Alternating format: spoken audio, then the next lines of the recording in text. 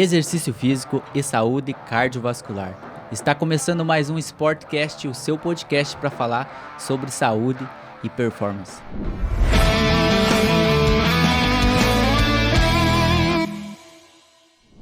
Seja muito bem-vindo, muito bem-vinda. Hoje mais um episódio riquíssimo para falar sobre a saúde cardiovascular. Antes de mais nada, apresentar os meus colegas de mesa, professor Fernando. Salve, galera. Professor Luiz. Bora, galera. E o nosso convidado, Dr. Marcelo Freitas, que é médico cardiologista. Por favor, doutor, se apresente, fale um pouquinho a seu respeito e aí a gente vai dar início nesse bate-papo. Tá em casa. Muito obrigado pela tua Seja presença. muito bem-vindo. Eu que agradeço o privilégio e a honra de receber o convite de vocês. Gostaria, a primeira coisa, elogiar o trabalho que vocês têm feito, o alto nível do trabalho que vocês têm feito, os profissionais que vocês têm trazido aqui e oferecido essa oportunidade de não só mostrar trabalho, mas trazer esclarecimento, trazer informação. Bom, meu nome é Marcelo Freitas, eu sou cirurgião cardiovascular de formação e também trabalho com medicina e cardiologia do esporte e nutrologia do esporte. O esporte algo que também fez parte da minha vida, desde criança também. Então, ele é inerente, né? Não só com uma questão profissional mais atual, mas algo que veio desde pequeno, como eu até comentei agora há pouco com vocês também. A educação física também sempre esteve muito presente na minha vida. E então trabalhar com esporte hoje, tanto quanto um aspecto de âmbito profissional, é uma questão também de realização profissional muito grande. Inclusive, tendo a oportunidade, a graça também de poder fazer parte de uma empresa de fitness também, de uma empresa de Pode falar aí, doutor. Quem não sabe, também é dos proprietários aí do CrossFit 1530, né, pessoal? Então, a CrossFit 1530 também, tanto quanto o empreendimento, mais do que isso, é uma grande realização profissional que eu tive a oportunidade de ter junto com o Ricardo Santos e com o Bruno Schwartz. E então aí, agradecendo, muito contente num dia bacana desse estar aqui com vocês. Doutor, conta pra nós como é que caiu, assim, de fato, na cardiologia, né, para estudar esse coração. Como é que foi esse início dessa tua história, assim? Primeiro foguinho, né, à vontade.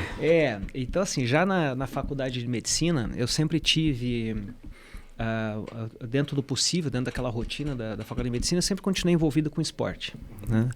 E já me chamava a atenção desde então algumas questões relacionadas a, por exemplo, hoje você não pode exigir dentro de uma academia, exigir avaliação médica, o que do meu ponto de vista é algo muito errado. Né? Mas naquela época já me chamava a atenção o fato de existir muito poucos profissionais médicos focados verdadeiramente no cuidado do esportista, ou do praticante de atividade física. Ou você tinha um ortopedista que cuidava de lesão, tinha uma entidade muito abstrata na nossa época, que era o fisiatra. Caraca, nunca ouvi falar. O fisiatra seria basicamente aquele que estuda, o médico que estuda os movimentos e tudo mais, mas eu não vi aplicação prática, né, desse profissional. E na cardiologia existiam muito poucos nomes no país que se envolviam com a cardiologia do esporte, e fundamentalmente alguns deles envolvidos só com futebol. Caraca. Pois bem, na minha formação, aí foi passando o tempo e tudo mais, aí eu comecei a me interessar por cirurgia propriamente dita. Na sequência disso, eu acabei fazendo a formação unindo a empatia, né, o gosto pela cardiologia com a cirurgia, e me especializei em cirurgia cardíaca. Na cirurgia cardíaca, a gente acaba mergulhando ainda mais na fisiologia do coração, na estimulação elétrica e eletrônica do coração através dos marca-passo, através dos desfibriladores, dos ressincronizadores, assim por diante. E ali comecei minha vida profissional. Me formei em Londrina em 96, terminei a residência no final de 99 para 2000, quando eu vim para Ponta Grossa. Caraca, formou novaço. Então vim para Ponta Grossa, eu tinha 28 anos quando eu vim para cá. Isso em 99 para 2000. E desde então, né, dentro dessa prática de consultório, eu sempre tive esse gosto de atender o paciente que me procurava, e principalmente o paciente jovem, que muitas vezes vinha para fazer apenas uma revisão, né, como é que estava a questão cardiológica. Eu perguntava: faz alguma atividade física? Não, faço. Né? Ou não faço. O não faço, então vamos passar a fazer. Mas especialmente aqueles que faço, né? O que a gente tinha muito nessa época, 25 anos para trás mais ou menos. Estava começando corrida de rua, mas era muito pouca gente, muito pouco. Era mais o pessoal de academia. E por algumas características inerentes da cidade, tinha bastante gente da bicicleta. Tinha bastante gente do ciclismo. E a maioria não tinha uma avaliação especializada, né? Uma avaliação focada, né, para essa situação, para minimizar os riscos de infarto naqueles pacientes com mais de 35, 40 anos. Ou nos jovenzinhos, que teriam riscos à sua saúde por eventuais anomalias congênitas e tudo mais. Bom, e daí começou, né? E em função disso começou a aumentar muito essa clientela mais focada por esporte. Meus amigos cardiologistas clínicos passaram também a confiar no meu trabalho para fazer essa avaliação esportiva dos pacientes em comum. Né? Falaram, Marcelo, esse paciente está bem avaliado do ponto de vista cardiológico e tal, mas seria bem conveniente se pudesse fazer uma orientação do ponto de vista cardiológico.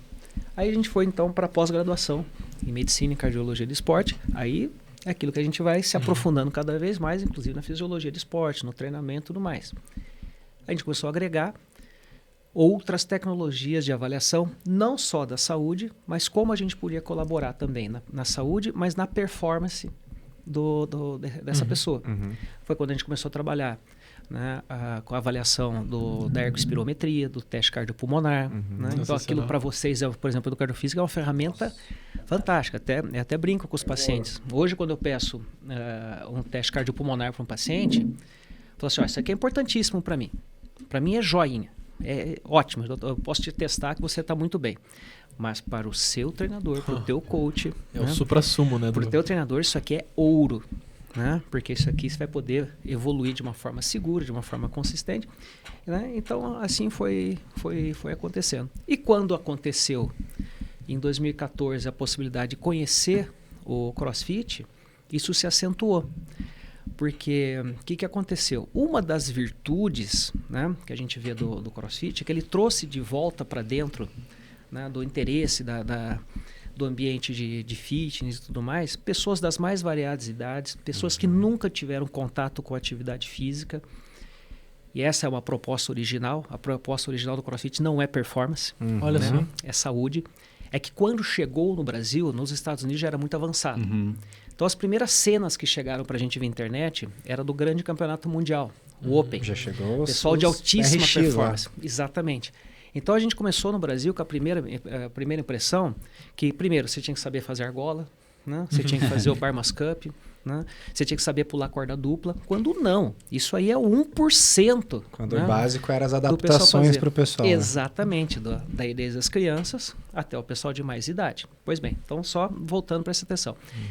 Aí quando começou essa atividade, começou a chegar esse pessoal, criou-se ainda mais uma clientela ou um contingente de pessoas que precisavam sistematicamente dessa avaliação. E isso começou a tomar conceito cada vez mais na cidade, em qualquer esporte. Né? Então hoje é bem, graças a Deus, é bem mais frequente a pessoa se preocupar em fazer uma avaliação né, do que está acontecendo, os pais trazerem as crianças. Ponta Grossa é uma cidade que tem uma tradição de esporte, veja aí, né, os campeonatos entre as escolas e tudo mais, então Ponta Grossa tem uma cultura bacana de incentivar o esporte nas crianças. E então os pais começaram a trazer também essas crianças para fazer as avaliações, o que é importantíssimo, evitando o risco de morte súbita, né, ou de problemas nesse sentido. Então a gente tem um panorama muito diferenciado na cidade de Ponta Grossa de preocupação. Em todas as circunstâncias, a gente vê que o pessoal procura mais atividade física do que no passado e procura fazer essa atividade física pelo menos com orientação. Tem alguns desvios nessa forma de interpretar o fitness, de interpretar a saúde? Claro que tem. Sempre tem, né? Mas esse é o papel. Perfeito. Né? Estamos aqui para isso. Essa né? é uma coisa maravilhosa que eu vi no canal de vocês. Essa oportunidade fantástica de também trazer luz também para esse tema. Show. Né? É que nem às vezes o pessoal brinca, né? Que nós que somos mais da musculação, do CrossFit, né? A gente sempre fala, pessoal, cada um na sua especificidade, mas todos em prol da sociedade, né? Que esse é o nosso objetivo. Doutor, e aí a gente sabe que nas últimas décadas, o número de mortes, não só no Brasil, mas no mundo, se dá muito por doenças a respeito do coração, né? Isso. Como que o senhor enxerga isso? Qual que é a tua visão acerca disso? Por que esse número aumentou tanto, né, de uns anos para cá? Teve alguma coisa relacionada com alimentação ou estilo de vida? Você acredita que há uma tendência em diminuir essa incidência de morte por isso ou não? Qual que é a tua visão a respeito desse fenômeno, assim? Professor André, essa pergunta, ela é importantíssima, mas de uma resposta muito complexa. Né? Existe já uma série de revisões do que foram estudos a questão de 50, 60 anos atrás, por exemplo, sobre alimentação. Hoje já é público, por exemplo, que grandes empresas de transformação de alimento, tal, de industrialização e tudo mais, eles, de certa forma, tiveram algum envolvimento lícito ou ilícito em resultado de exames ou de estudos, por exemplo, que comparava, por exemplo, o consumo de carne né, e o consumo de processados. E houve um período de demonização, por exemplo, dos alimentos mais naturais, como carne, a própria gordura. O próprio ovo, né? O próprio ovo, óleo com ele. Isso sempre vai e volta, né? Vai o ovo e faz volta, mal à saúde, né? E hoje a gente já tem, né, com tantos anos de ciência, a gente já sabe muito claro, né, de uma forma muito clara, quem que é vilão, quem que não é vilão. A gente sabe que o vilão é ultraprocessado, que o vilão, né, é a gordura trans, então tem uma série de questões. Então o que aconteceu? Nesses últimos 50 anos, despertou uma curiosidade, por exemplo, da comunidade científica, a seguinte coisa. Houve uma queda no mundo de em torno de 50%, especialmente na população americana, que é mais estudada, uma queda de, por exemplo, em torno de 50% no consumo de carne e gorduras. Né? Da gordura de origem animal. Mas nunca se teve tanta obesidade, tanto diabetes, tanto evento cardiocirculatório. O que quer dizer evento cardiocirculatório? Infarto e derrame.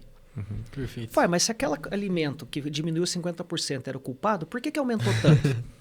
Então isso despertou, isso que eu comentei agora há pouco, essa revisão, né, daqui para trás. O que aconteceu? Aí começou a aparecer coisa que não foi muito bacana, né? Esses interesses outros e tudo mais. Pois bem, junto com isso veio a modernização, né, da nossa vida. Se a gente pegar, por exemplo, fotos do século passado, né, vamos pegar lá no começo de 1920, 1930, por aí, que a gente tem vários pontos aqui em Ponta Grossa. Tem fotos, por exemplo, o pessoal ali na Rua 15 e tudo mais, o pessoal elegante, bem vestido, mas todo mundo magro. É Por quê? verdade. A gente, né, se andava muito, a vida era mais dura, né? Não tinha transporte público, era tudo mais difícil. A modernização trouxe com isso uma série de outras dificuldades. Trouxe essas facilitações. Então, e o corpo humano, né, o ser humano busca esse conforto, busca esse tipo de situação. Não precisa ir longe. Quando eu era adolescente, lá nos anos 90, a gente ia para a praia. Um ponto de encontro, por exemplo, era as empresas de telefonia, que todo mundo andava quilômetros e fazia fila para poder ligar para casa. Né? Hoje não. Orelhão. Do seu sofá da sua casa, você pega o celular e faz isso. Por exemplo, controle remoto. Então, tudo isso tirou, aí volta um tema importante, né? Tirou o ser humano da atividade física. Estou falando nem de esporte. Abrir a janela do carro, Tudo. pisar na embreagem. Nem exercício, tudo, né? Atividade. Então, nem falando de exercício, né? Que é atividade física estruturada, atividades diárias, programada, né? Do dia a dia. Até as atividades cotidianas, o que aconteceu? Foi lá para baixo. Então, o metabolismo basal foi lá para baixo. Né? Então, o que acontece? Com isso, todos os benefícios decorrentes da atividade física, do ponto de vista metabólico, neuroendócrino e tudo mais, começaram a se perder. População mais obesa, população mais doente, população mais inflamada. O alimento processado, ele é mais barato, né? Mais rápido. Mas a gente tem que demonizar o processado? Não. Sabe por quê? Senão não ia ter comida no mundo. Tem esse outro lado. A população é muito grande, né? Não ia ter comida no mundo. Se não fosse essa revolução também da indústria, né? Nesse sentido, talvez a gente tivesse muita dificuldade para abastecer o mundo. Então, Perfeito. olha como é difícil o Cara, que raciocínio. eu nunca tinha parado Né? para pensar nesse aspecto. Se não fosse, por exemplo, às vezes o pessoal fala do transgênico, disso, aquilo. Gente, não ia ter comida no mundo. Né? Tem uma série de questões aí que a engenharia veio, né? E a ciência, acompanhar assim, o crescimento. a Né? gente sabe que ela, assim, ela acerta, ela erra, ela acerta, ela vai se modulando. Aquilo que é totalmente Pra ela sinuoso, acertar, ela tem que depois errar, ela né? entra, né? Que nem a gente acertando o rádio ali, né? Então, Perfeito. uma hora acerta o canal. Então, a ciência é assim. Então, a gente não pode demonizar de forma sumária, assumindo um lado absoluto daqui ou dali, né? Então, com tudo isso também, né? Toda essa facilidade de alimentação exagerada, a gente consome muito mais do que a gente precisa e tudo mais, começou a aumentar, né, esse número de doenças. Paralelamente a isso, também aumentou a condição de diagnóstico também. Por outro lado, todo mundo aqui tem uma lembrança de quando criança ou mais jovem, puxa, fulano tal morreu dormindo. Morreu o quê? verdade. Morreu de causas naturais. Hoje a gente sabe, causa natural, doença tal, mas naquela época morreu de forma natural. A maioria era infarto. Né? Então hoje, a gente tem defeitos ou tem problemas na nossa saúde, o Brasil tem, mas tem muita coisa boa também. Né? Hoje, a gente tem o privilégio de ser uma cidade que é coberta pelo SAMU, é coberta pelas UPAs e tudo mais, e pode ter suas deficiências, tem, mas imagina sem. É verdade. Então, muita gente hoje chega pra gente de uma forma que alguns anos para trás Já nem não chegaria. chegava. Nem chegava. Entendi. Então, o diagnóstico também ficou, né, mais fácil. Mas a gente também nunca pode deixar de lembrar que também teve os vícios da vida moderna. E quando a gente fala de esporte, a gente também não pode dizer, de trazer, quando a gente está falando já do esporte, quando ele começa a se desviar da saúde, começa a se desviar, né, daquilo que é saudável e atender mais uma demanda de ego, uma demanda estética, a gente precisa falar de ergogênico. Né? Perfeito. Do uso inadequado. E não é só de esteroide, né? De pré-treinos de forma desenfreada, né? Seja com abuso de cafeína, energéticos, os próprios esteroides. Então tem uma série de questões que vão se somar naquela condição de trazer prejuízo. Ou acentuando uma predisposição individual ou causando, né? Caraca, perfeito. Perfeito, muito Porque bom. hoje o pessoal, né, eles querem muita imagem, né? Então hoje é tudo pela imagem, pelo clique. Olha o que eu estou fazendo, olha o que eu estou tomando, você também tem que tomar.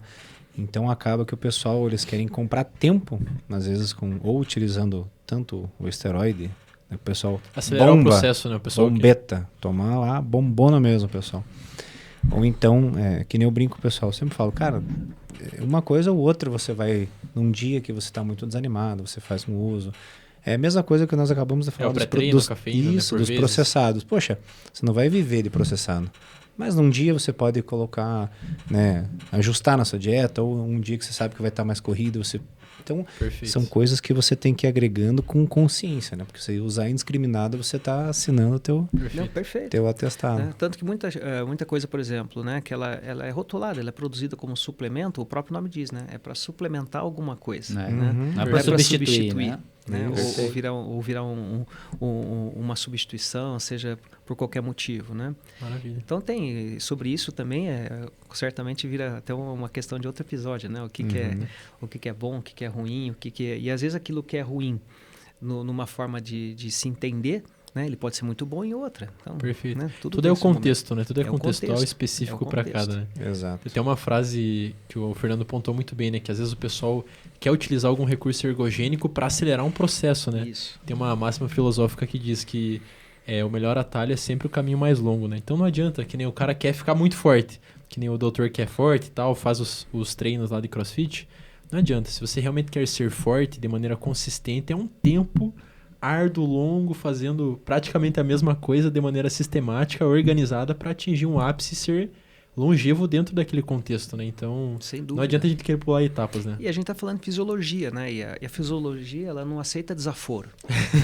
Então, por exemplo, né? Falando do CrossFit, mas a gente pode falar do CrossFit quando pode falar de qualquer outra Perfeito. atividade Modalidade. física, por exemplo, seja o jiu-jitsu, seja aquilo, porque machuca, porque lisa. Não é. A questão é a seguinte, o tal do queimar etapa. Hoje o mundo está muito imediatista, porque, por outro lado, da mesma forma, a gente tem na palma da nossa mão hoje, né, em velocidade, em tempo real, em tese, tudo aquilo que a gente quer. Seja na forma de informação, de diversão, de atender necessidades neurológicas de prazer e tudo mais. Então, hoje a gente é muito imediatista, né? Pega os jovens, por exemplo, né? Então, isso é problemático, né? Se a pessoa não tem paciência para uma coisa natural da vida, imagina para o seu fitness, né? Então, a pessoa quer rápido. Então, a fisiologia, ela não aceita desaforo. O que eu quero dizer com isso? Por que algumas pessoas se machucam, por exemplo, no CrossFit, como algum outro esporte? Porque ele quer queimar etapa. Existem movimentos complexos, existem cargas mais complexas, existem movimentos mais desafiadores, ou, né, qualquer coisa nesse sentido, que exige um preparo. E não é um preparo muscular, é um preparo articular, é um preparo tendíneo, né? É uma coordenação neuromotora. Então, Perfeito. existe uma série de questões que não tem como queimar etapa. Se você queima, né, vai dar problema. O que o esteroide, por exemplo, faz? Ele acelera a parte muscular. Muscular. Só. Né? Ela nem olha para o teu tendão. Por isso que muitos dos fisiculturistas podem ver rompendo tudo, né? O Exatamente. supino e tal. Teve uma temporada do CrossFit, né? Que aí o pessoal botou o olho na questão do doping, que era um show de rompimento de peitoral. Né? Caraca. Então é quase uma assinatura, né? Nos movimentos de argola, o pessoal fazia o rompimento de peitoral. É patognomônico, ou seja, era quase uma assinatura do uso de esteroide. Por quê? Uma musculatura extremamente forte e avantajada, né? Inserida ou conectada ao osso através de um ligamento, né? Ou de uma estrutura tendida que não foi preparada, né? Que ela não acompanhou, não deu tempo, não teve maturação, né? Então esses são aspectos que são muito relevantes. Isso a gente está falando de uma coisa relativamente simples, né? Do problema do uso, Só a ponta, né? Do iceberg. do esteroide, exatamente. Perfeito. Partindo dessa questão que você falou agora do coração ali, desses problemas, falar para o senhor aqui para a gente ir fazendo um bate-papo, né? Por exemplo, algumas doenças que envolvem o nosso coração, o nosso aparelho cardiovascular. E dentro de cada uma, bem tranquilo, a gente vai batendo um papo, o senhor vai passando uma por uma, tipo, quais as mais comuns, né, ele quer dizer? Sim, isso, o que eu consigo fazer para melhorar, se eu já tenho, o que eu posso fazer, como que eu posso prevenir, por exemplo, uma arritmia, entendeu? Perfeito. Vamos batendo uma por uma aqui, bem tranquila. Acho que antes disso ainda, doutor, porque nosso intuito é falar com todas as pessoas, né? Todos os públicos, aqueles um pouco mais entendidos já da área da saúde e aqueles que não conhecem tanto a respeito da fisiologia humana. Qual que é a função do coração? Ótimo. Por que esse órgão ele é tão importante na nossa vida? E aí sim, quais as principais doenças que acometem o coração? Como que a gente pode prevenir? E aqueles que já podem ter uma doença, o que elas podem fazer? Como que deve ser o tratamento correto? Assim, né? Fantástico, fantástico. Bom, o coração ele é uma bomba, né, de propulsão de sangue. Tá? Parece uma coisa simplista, mas na verdade é uma coisa absolutamente complexa, porque é uma bomba totalmente autorregulável. Ela entende o que está acontecendo com essa máquina chamada corpo humano, se ela está em repouso, se ela está em atividade, se ela está em recuperação depois de um determinado esforço, e ele se ajusta, né, de forma automática a essas demandas do organismo. Em repouso, por exemplo, o nosso organismo exige pouca demanda metabólica, então o coração bate, teoricamente, numa frequência mais baixa, com uma intensidade, com uma porcentagem de expulsão de expulsão de sangue para frente, né, mais moderada, porque a gente está em repouso. Aí você levanta e vai subir ou descer uma escadaria. Automaticamente suas pernas, tua musculatura respiratória, ela vai exigir uma demanda de oxigenação maior. E quem vai fazer isso movimentar e se adaptar de forma imediata é o coração. Ele vai bater mais rápido, ele vai aumentar a força de contração para atender essa demanda. Perfeito. Bom, essa autorregulação, ela pode ser interferida, ela pode ser prejudicada por várias formas. Uma delas, essa bomba, essa força de contração, ela é prejudicada por doenças do músculo, por exemplo, o infarto, que é a falta de irrigação de sangue em determinada parte, e esse músculo cardíaco morre. O infarto é fulminante, quando ele atende uma área muito grande de isquemia ou de falta de circulação no coração, e a pessoa morre porque o coração deixa de bater e atender necessidades mínimas. Perfeito. Mas isso não é a regra. 50% dos pacientes, quando tem infarto, infelizmente, têm a morte súbita, mas outros sobrevivem com sequelas maiores e menores, dependendo da extensão de quanto dessa área foi infartada. Então, essa é uma alteração no músculo. Por outro lado, tem as arritmias. Se esse coração bater muito devagar perante aquela necessidade do organismo, né, são as chamadas doenças que levam às bradicardias, eventualmente necessidade de marca-passo, quer dizer o quê? Aumenta a necessidade metabólica do coração e ele, ao invés de acelerar, ele continua batendo muito devagar ou bate até mais devagar ainda. Caraca. Não atende às necessidades, aí falta circulação, muitas vezes falta circulação para o cérebro, a pessoa desmaia. O outro problema pode ser a taquicardia, que é o contrário, ele bate rápido demais. Quando ele bate rápido demais, o que acontece? O coração ele precisa de um tempo. Depois que ele bate, ele precisa de um tempo mínimo de enchimento para o sangue voltar para dentro dele, essa câmara cardíaca se encher de sangue para a próxima batida, para o próximo ciclo, ter volume de sangue para ir para frente. Perfeito. O que acontece? Se ele bate muito rápido, não dá tempo desse ciclo de enchimento e de expulsão acontecer, né? Então, acaba também da mesma forma que o outro não vai sangue para frente porque bate muito devagar, não vai sangue para frente que não deu tempo para encher. Ele vai joga muito pouco sangue. Então vem as formas de arritmia, que pode ser em grau maior ou menor. A mais caótica delas, que é sinônimo de morte, é a chamada fibrilação, que ele bate de forma tão rápida e desorganizada que ele não joga nada para frente. É sinônimo de parada cardíaca. Caraca. Né?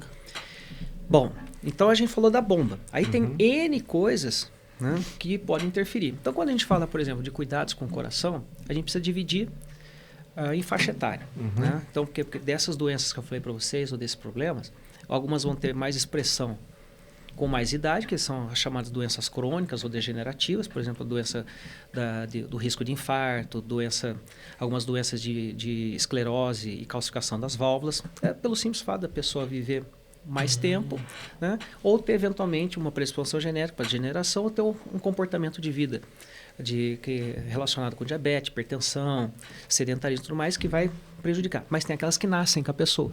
Né? Então tem as crianças. Né? A principal causa de morte súbita em jovem, antes dos 35 anos, são cardiopatias que nasceram com a pessoa. Não são processos adquiridos. A principal delas chama hipertrofia septal assimétrica. O que é isso? O coração é dividido em 4 partes principais. Átrio direito, átrio direito que se comunica com o ventrículo direito, átrio esquerdo que se comunica com o ventrículo esquerdo. O ventrículo esquerdo é aquele que é responsável, quando ele bate, por mandar sangue para a circulação como um todo. Na hipertrofia septal assimétrica, uma parte do músculo do lado esquerdo do coração, ela é tão hipertrofiada que ela tampa a saída, né, do sangue pela aorta. Né? E esse crescimento inapropriado, ele vem acompanhado não só do fenômeno de obstrução, mas como ele é muito hipertrofiado, o próprio coração tem dificuldade de abastecer essa região, e essa região tende a ter fibrose. É uma região desorganizada do ponto de vista celular. É uma região que produz um risco muito grande de arritmias fatais. A imensa maioria desses casos que a gente vê em campo de futebol, em quadra, de morte súbita, de atleta, é cardiopatia hipertrófica. Tá? A imensa maioria deles. Jogadores, que crianças. Cai do nada, né? Então é a maioria. E o triste disso é que são cardiopatias potencialmente detectáveis e tratáveis. Nossa. Muitas delas, eventualmente, vai tirar a pessoa da competição profissional, né? Mas não vai tirar ela da atividade física. Daí que vem a importância das avaliações pré-participação, principalmente das crianças, porque são exames relativamente simples que detectam a situação. Por exemplo, essa cardiopatia hipertrófica. A maioria já produz pelo menos um sopro que a gente consegue identificar no exame clínico, sem exame nenhum, só de examinar a criança que faz o soprinho. Aí falou, opa, tem uma coisa errada, você faz o eletrocardiograma. O eletrocardiograma nada mais é do que a expressão elétrica do que está acontecendo, né, com o músculo cardíaco, é um potencial elétrico. Quando tem essa hipertrofia, o músculo é muito grande, o que acontece? Aquele sinal elétrico que tem uma determinada amplitude, por conta da hipertrofia, ele aumenta muito. Né? Principalmente nas chamadas derivações ali do septo, que é o V1, o V2, que são os olhinhos. Aqui quando a gente coloca o eletro ali, aquilo são olhinhos, né, que vão olhando parte do coração.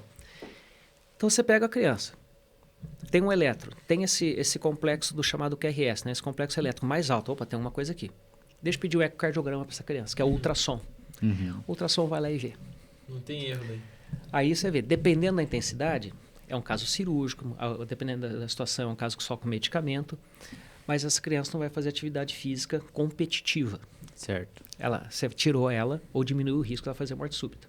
Ou do atleta, ou do teu profissional e assim por diante. Então, a gente está falando dessas cardiopatias. Na época do Covid, se acentuou uma outra entidade que já existe, infelizmente, que são as miocardites, que é a inflamação do músculo cardíaco. Essa inflamação, ela também pode acometer o coração como um todo, ou também pode ser focal. Não todo o coração fica com essas áreas de inflamação. Mas só o fato dessa inflamação também cria cicatriz. E essas cicatrizes também são potencialmente arritmogênicas, ou seja, também podem produzir arritmia. Então, essa é uma outra causa. E acentuou muito na época do Covid. Né? Muita miocardite. A pessoa fala, mas a vacina também dá. Né? Mas a doença Covid, ela dá muito mais, do que pelo menos 10 vezes mais, do que o risco da vacina. Nossa, Devo tomar vacina? Se você pertence a grupo de risco, tem que fazer. perfeito. Não tem nada a ver com política, não tem nada a ver com o que você acredita, deixa de acreditar do ponto de vista político. A gente acredita do ponto de vista de ciência. Perfeito. Tá? Então, isso é uma coisa importante, que é, sim, também uma causa adquirida de problema de cardiopatia no paciente mais jovem. Bom, depois nós temos a partir dos 35 anos. A partir dos 35 anos, a gente começa a ter a expressão das doenças de coronária.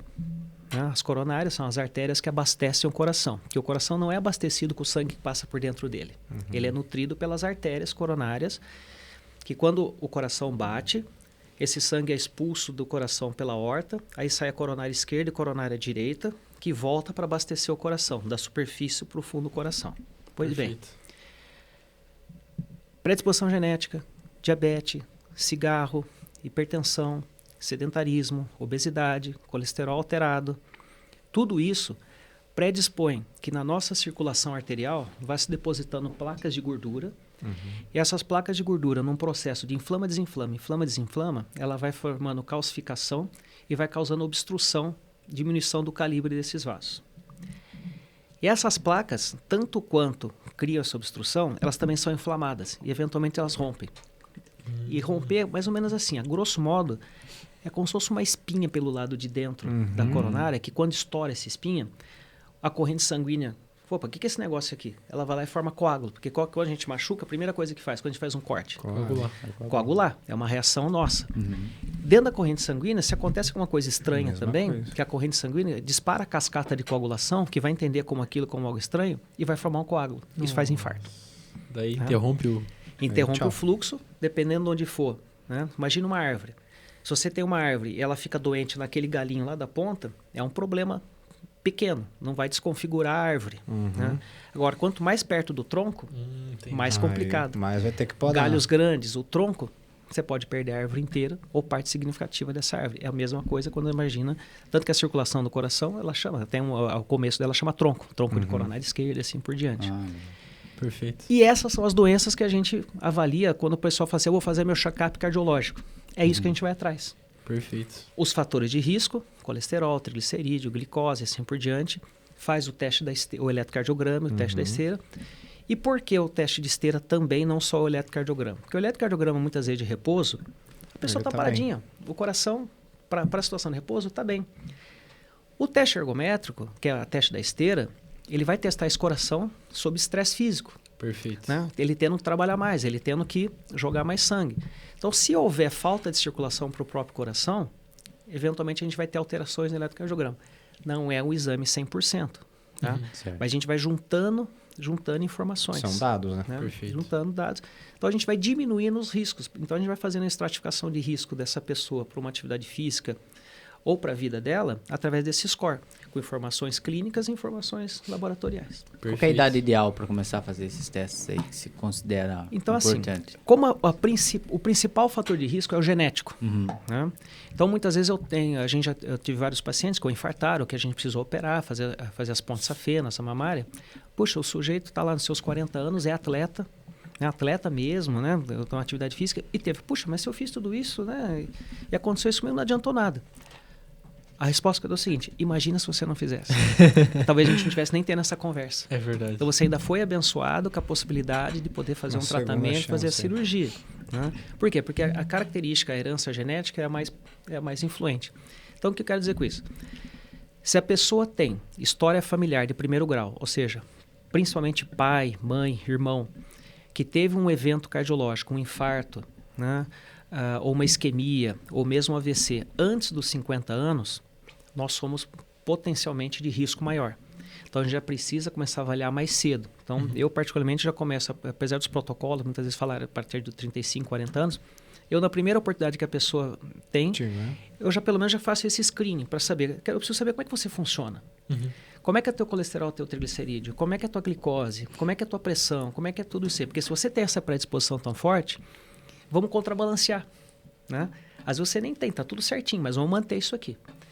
Se não, a partir dos 40 anos tem que fazer. Se não, todo a partir dos 40 anos, qualquer pessoa já deveria fazer. Qualquer um vai, por exemplo, vai começar sob os cuidados de vocês, por exemplo, né? Nas atividades físicas e tudo mais. Idealmente, é importante ela ter essa avaliação. Vamos lembrar uma coisa.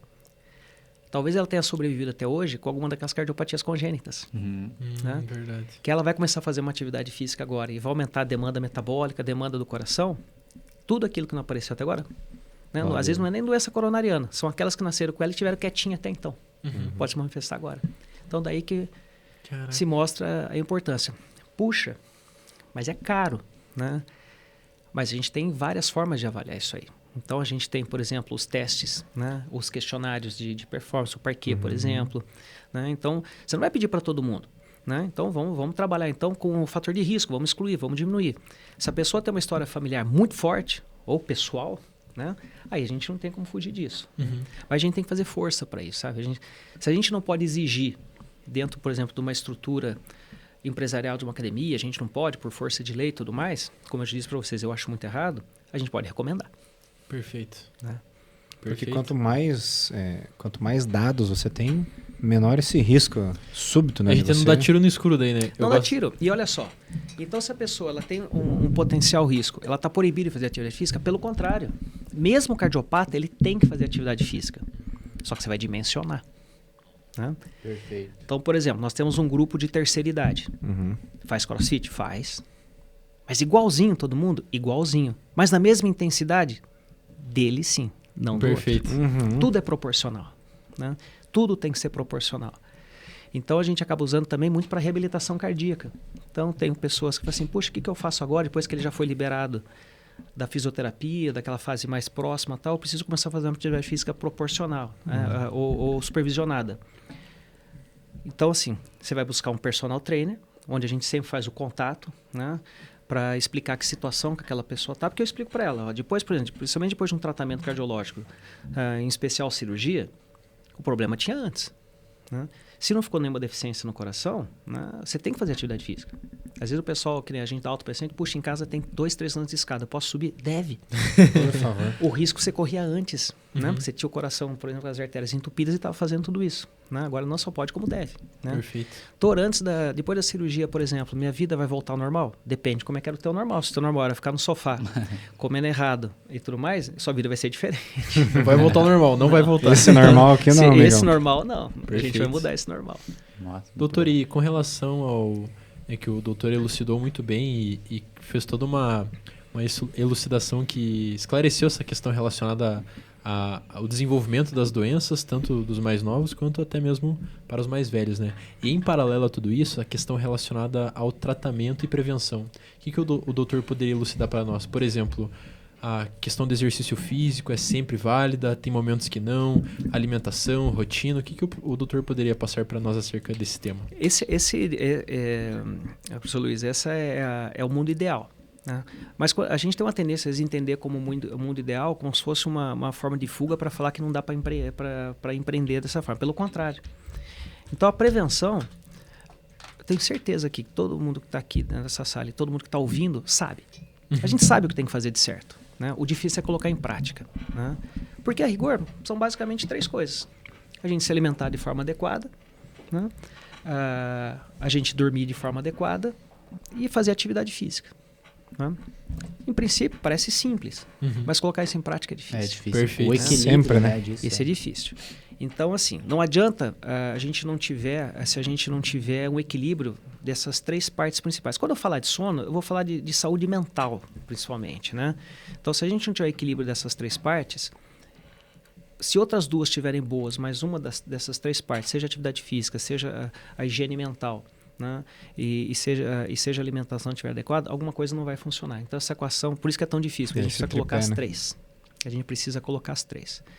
E quando a gente fala atividade física, para fins de saúde, a gente não está falando necessariamente de esporte. Né? Que depois eu prefiro até que vocês expliquem, né, para o pessoal melhor o que é a diferença de esporte e atividade física. Atividade física é qualquer movimento que a gente faça. E ainda assim, né, falando do esporte, existe o esporte de vários níveis, né? Tem o recreativo, o amador, Perfeito. o profissional. Então, não vamos... acho que aqui a melhor colocação é o esporte profissional, né? De alto rendimento, e aquele que busca performance, né? Então, a atividade física, ou o esporte dessa forma recreativa, né, dessa forma, ele é fundamental nessa questão, e quanto mais cedo começar na vida da pessoa, ela vai ter vários impactos. O primeiro deles é o objetivo, né, de todas as questões relacionadas à resposta metabólica do organismo, né, e toda a questão, mas também criar o hábito, né, criar algo que a pessoa entenda que aquilo vai ser importante na vida dela pro resto da vida. Hoje a gente precisa tirar essa cisma que a atividade física é luxo. Né? A atividade física é necessidade. Da mesma forma que a gente precisa se alimentar de forma adequada, a gente precisa fazer atividade física. Né? Hoje, o guarda-chuva sobre o qual todos os fatores de risco para todas as doenças degenerativas, seja doenças do coração, doenças do cérebro, câncer, artroses, ela está debaixo do guarda-chuva chamado sedentarismo. Tá? Hoje, a doença que mais mata do mundo chama sedentarismo. Tá? Isso é muito importante a gente entender. E sair do sedentarismo tem valor em qualquer idade. Para a pessoa que tem, de repente ela tem seus 70 anos, nunca fez nada, mas adianta começar agora? Adianta. Tá? E não adianta porque eu acho que adianta, porque tem estudos que já mostram de forma bem fática que mesmo o começo tardio da atividade física sempre vai ter benefício para essa pessoa, né, em termos de qualidade de vida e longevidade. Os Então, bombeiros esse é um que detalhe. usam esse antes tarde do que mais tarde, né? Exatamente. Então isso é uma coisa muito, muito importante, né, de acontecer. E como eu estava comentando, fazer atividade física não é algo que tem que estar relacionado à intensidade, né, ou performance. Se a pessoa, como eu falo para muitos pacientes, que a gente tem em termos de saúde pública, vamos colocar dessa forma. Perfeito. Nem todo mundo tem condição de estar dentro de uma academia, nem todo mundo, menos ainda, tem condição de estar assessorado a um profissional de primeira categoria como seu personal. Tá? Mas ela pode caminhar. Né? Hoje, se a pessoa caminhar, né, de uma forma onde ela consiga pelo menos modificar a tua frequência cardíaca, andar, né, pelo menos meia hora por dia que seja, completando, na verdade, 300 minutos por semana e não mais 150 como era antigamente. Olha aí, ó. Né? Nada Dobraram importante, A né? nova atualização da Associação Americana de Cardiologia, da American Heart Association, né, são 300 minutos de atividade física, né, por semana. Boa. Veja que não é de esporte, é de atividade Perfeito. física. A caminhada já atende. Ah, mas eu tenho problema de joelho. Vamos tentar uma bikezinha estacionária, uma bike da forma que for. Ah, mas a bicicleta é perigosa. Vamos tentar água. Né? Ou seja, alternativa tem. Tem. Né? Alternativa tem para todas as condições, para todo o bolso. Agora, para cada solução arrumar um problema, daí é E, difícil. e essa é uma tendência nossa, né? Buscar problema para soluções. Né? É verdade. Então, a atividade física ela precisa ser entregue dessa forma. E ela já vai promover transformações benignas no organismo, reduzindo tudo isso que eu falei para vocês. Doença cardíaca, doença cerebral e câncer. Hoje, por exemplo, faz parte do protocolo de recuperação da mulher que tratou de câncer de mama a atividade física, por conta das demandas neuroendócrinas e metabólicas na remissão do câncer de mama na mulher. Então está no protocolo a atividade física, assim como está o quimioterápico, assim como está. Caraca, Tá? olha Então isso só. é uma coisa Sensacional. muito importante. Tá? Perfeito. É muito mais importante do que a gente imagina. É o né? que eu falo. Eu tenho uma brincadeira que eu uso ali, mas é de verdade, né? Tipo, parece que Deus falou, ó, faça o exercício e viva tranquilo. Entendeu? Deixou o exercício de bônus aqui. Ó, se você fizer exercício, vai viver bem. Porque não lembro quem que eu escutei agora uma vez falando que qual que é a ideia de você se alimentar bem, praticar, né, o exercício, a atividade, é você viver muito bem e desligar. E não você ir decaindo, definhando. Sofrer, vamos dizer assim. Exato. Então, eu acho que... Isso é tão importante. E nós, como profissionais, eu vou dizer uma coisa para vocês aqui, por exemplo. Eu entendo, né, eu tenho uma visão que não é só minha também, que os educadores físicos são os profissionais de saúde, né, do mundo. Nós médicos, né, pela formatação da nossa cultura ocidental e tudo mais, nós somos profissionais da doença. A gente entra na vida da pessoa quando alguma coisa deu errada. Né? Mas o educador físico não, ele promove saúde. Né? Então isso é uma coisa muito importante e que em termos de saúde pública a gente precisa trabalhar muito isso aí. Né? Então, por exemplo, se você perguntar para mim qual que é o melhor profissional para participar, por exemplo, de gestão de saúde e prevenção, educador físico? Perfeito. Né? Principalmente de forma contemporânea, onde o educador físico ele é um cientista, ele é um estudioso como vocês, né? Vocês entendem de saúde, vocês entendem não só de treinamento, não só de prescrição de exercício, vocês têm essa colocação. Então isso é uma coisa muito bonita que a gente está vendo recentemente e muito esperançosa também. Tá? Então, quando a gente está falando essa questão da atividade física mantida, sustentada, a gente pode se afastar e a gente tem que lembrar de uma questão. A palavra convence, mas o exemplo arrasta. Perfeito. Né? Então, isso é muito legal. Por exemplo, eu tenho vários pacientes que já me viram para a rua, né? Ou correndo, né? Ou fazendo atividade. No CrossFit a gente tem essa tendência de pagar os micos, né? Pega uma bola e sai correndo para a rua, sai com as anilhas, se derrubou a anilha, faz agachamento. Mas é interessante que os pacientes veem isso, então eles veem nas outras pessoas, já dá, às vezes você está dirigindo, tá, putz, mas que pessoal corajoso, né? Esse frio e tudo mais. Você é louco, correndo na rua. E o pessoal correndo e tudo mais. Eu também, várias vezes para complementar, eu fazia corrida de rua e tal, às vezes cedinho, 6 horas, o pessoal passava, doutor, te vi e tal. Então isso era importante, o pessoal vê a gente fazendo. Por exemplo, eu vindo para cá agora, né, já encontrei aqui na Ernesto Vilela subindo aqui, na Anitta Garibaldi vindo para cá, um colega ortopedista meu, vindo a pé. Um amigo meu vindo a pé, né? Na clínica dele aqui em cima, tal, ele vindo a pé. Então isso é bacana. Que sensacional. Né? Porque a gente coloca em prática, né? Então a gente precisa, né, usar essa questão. Isso influenciar teu paciente, que vai falar, nossa, aquele médico... Não, você influencia a tua família, né? Você influencia teus filhos, você vai transformando, fazendo essa transformação também, né? E a forma de prevenir. Perfeito.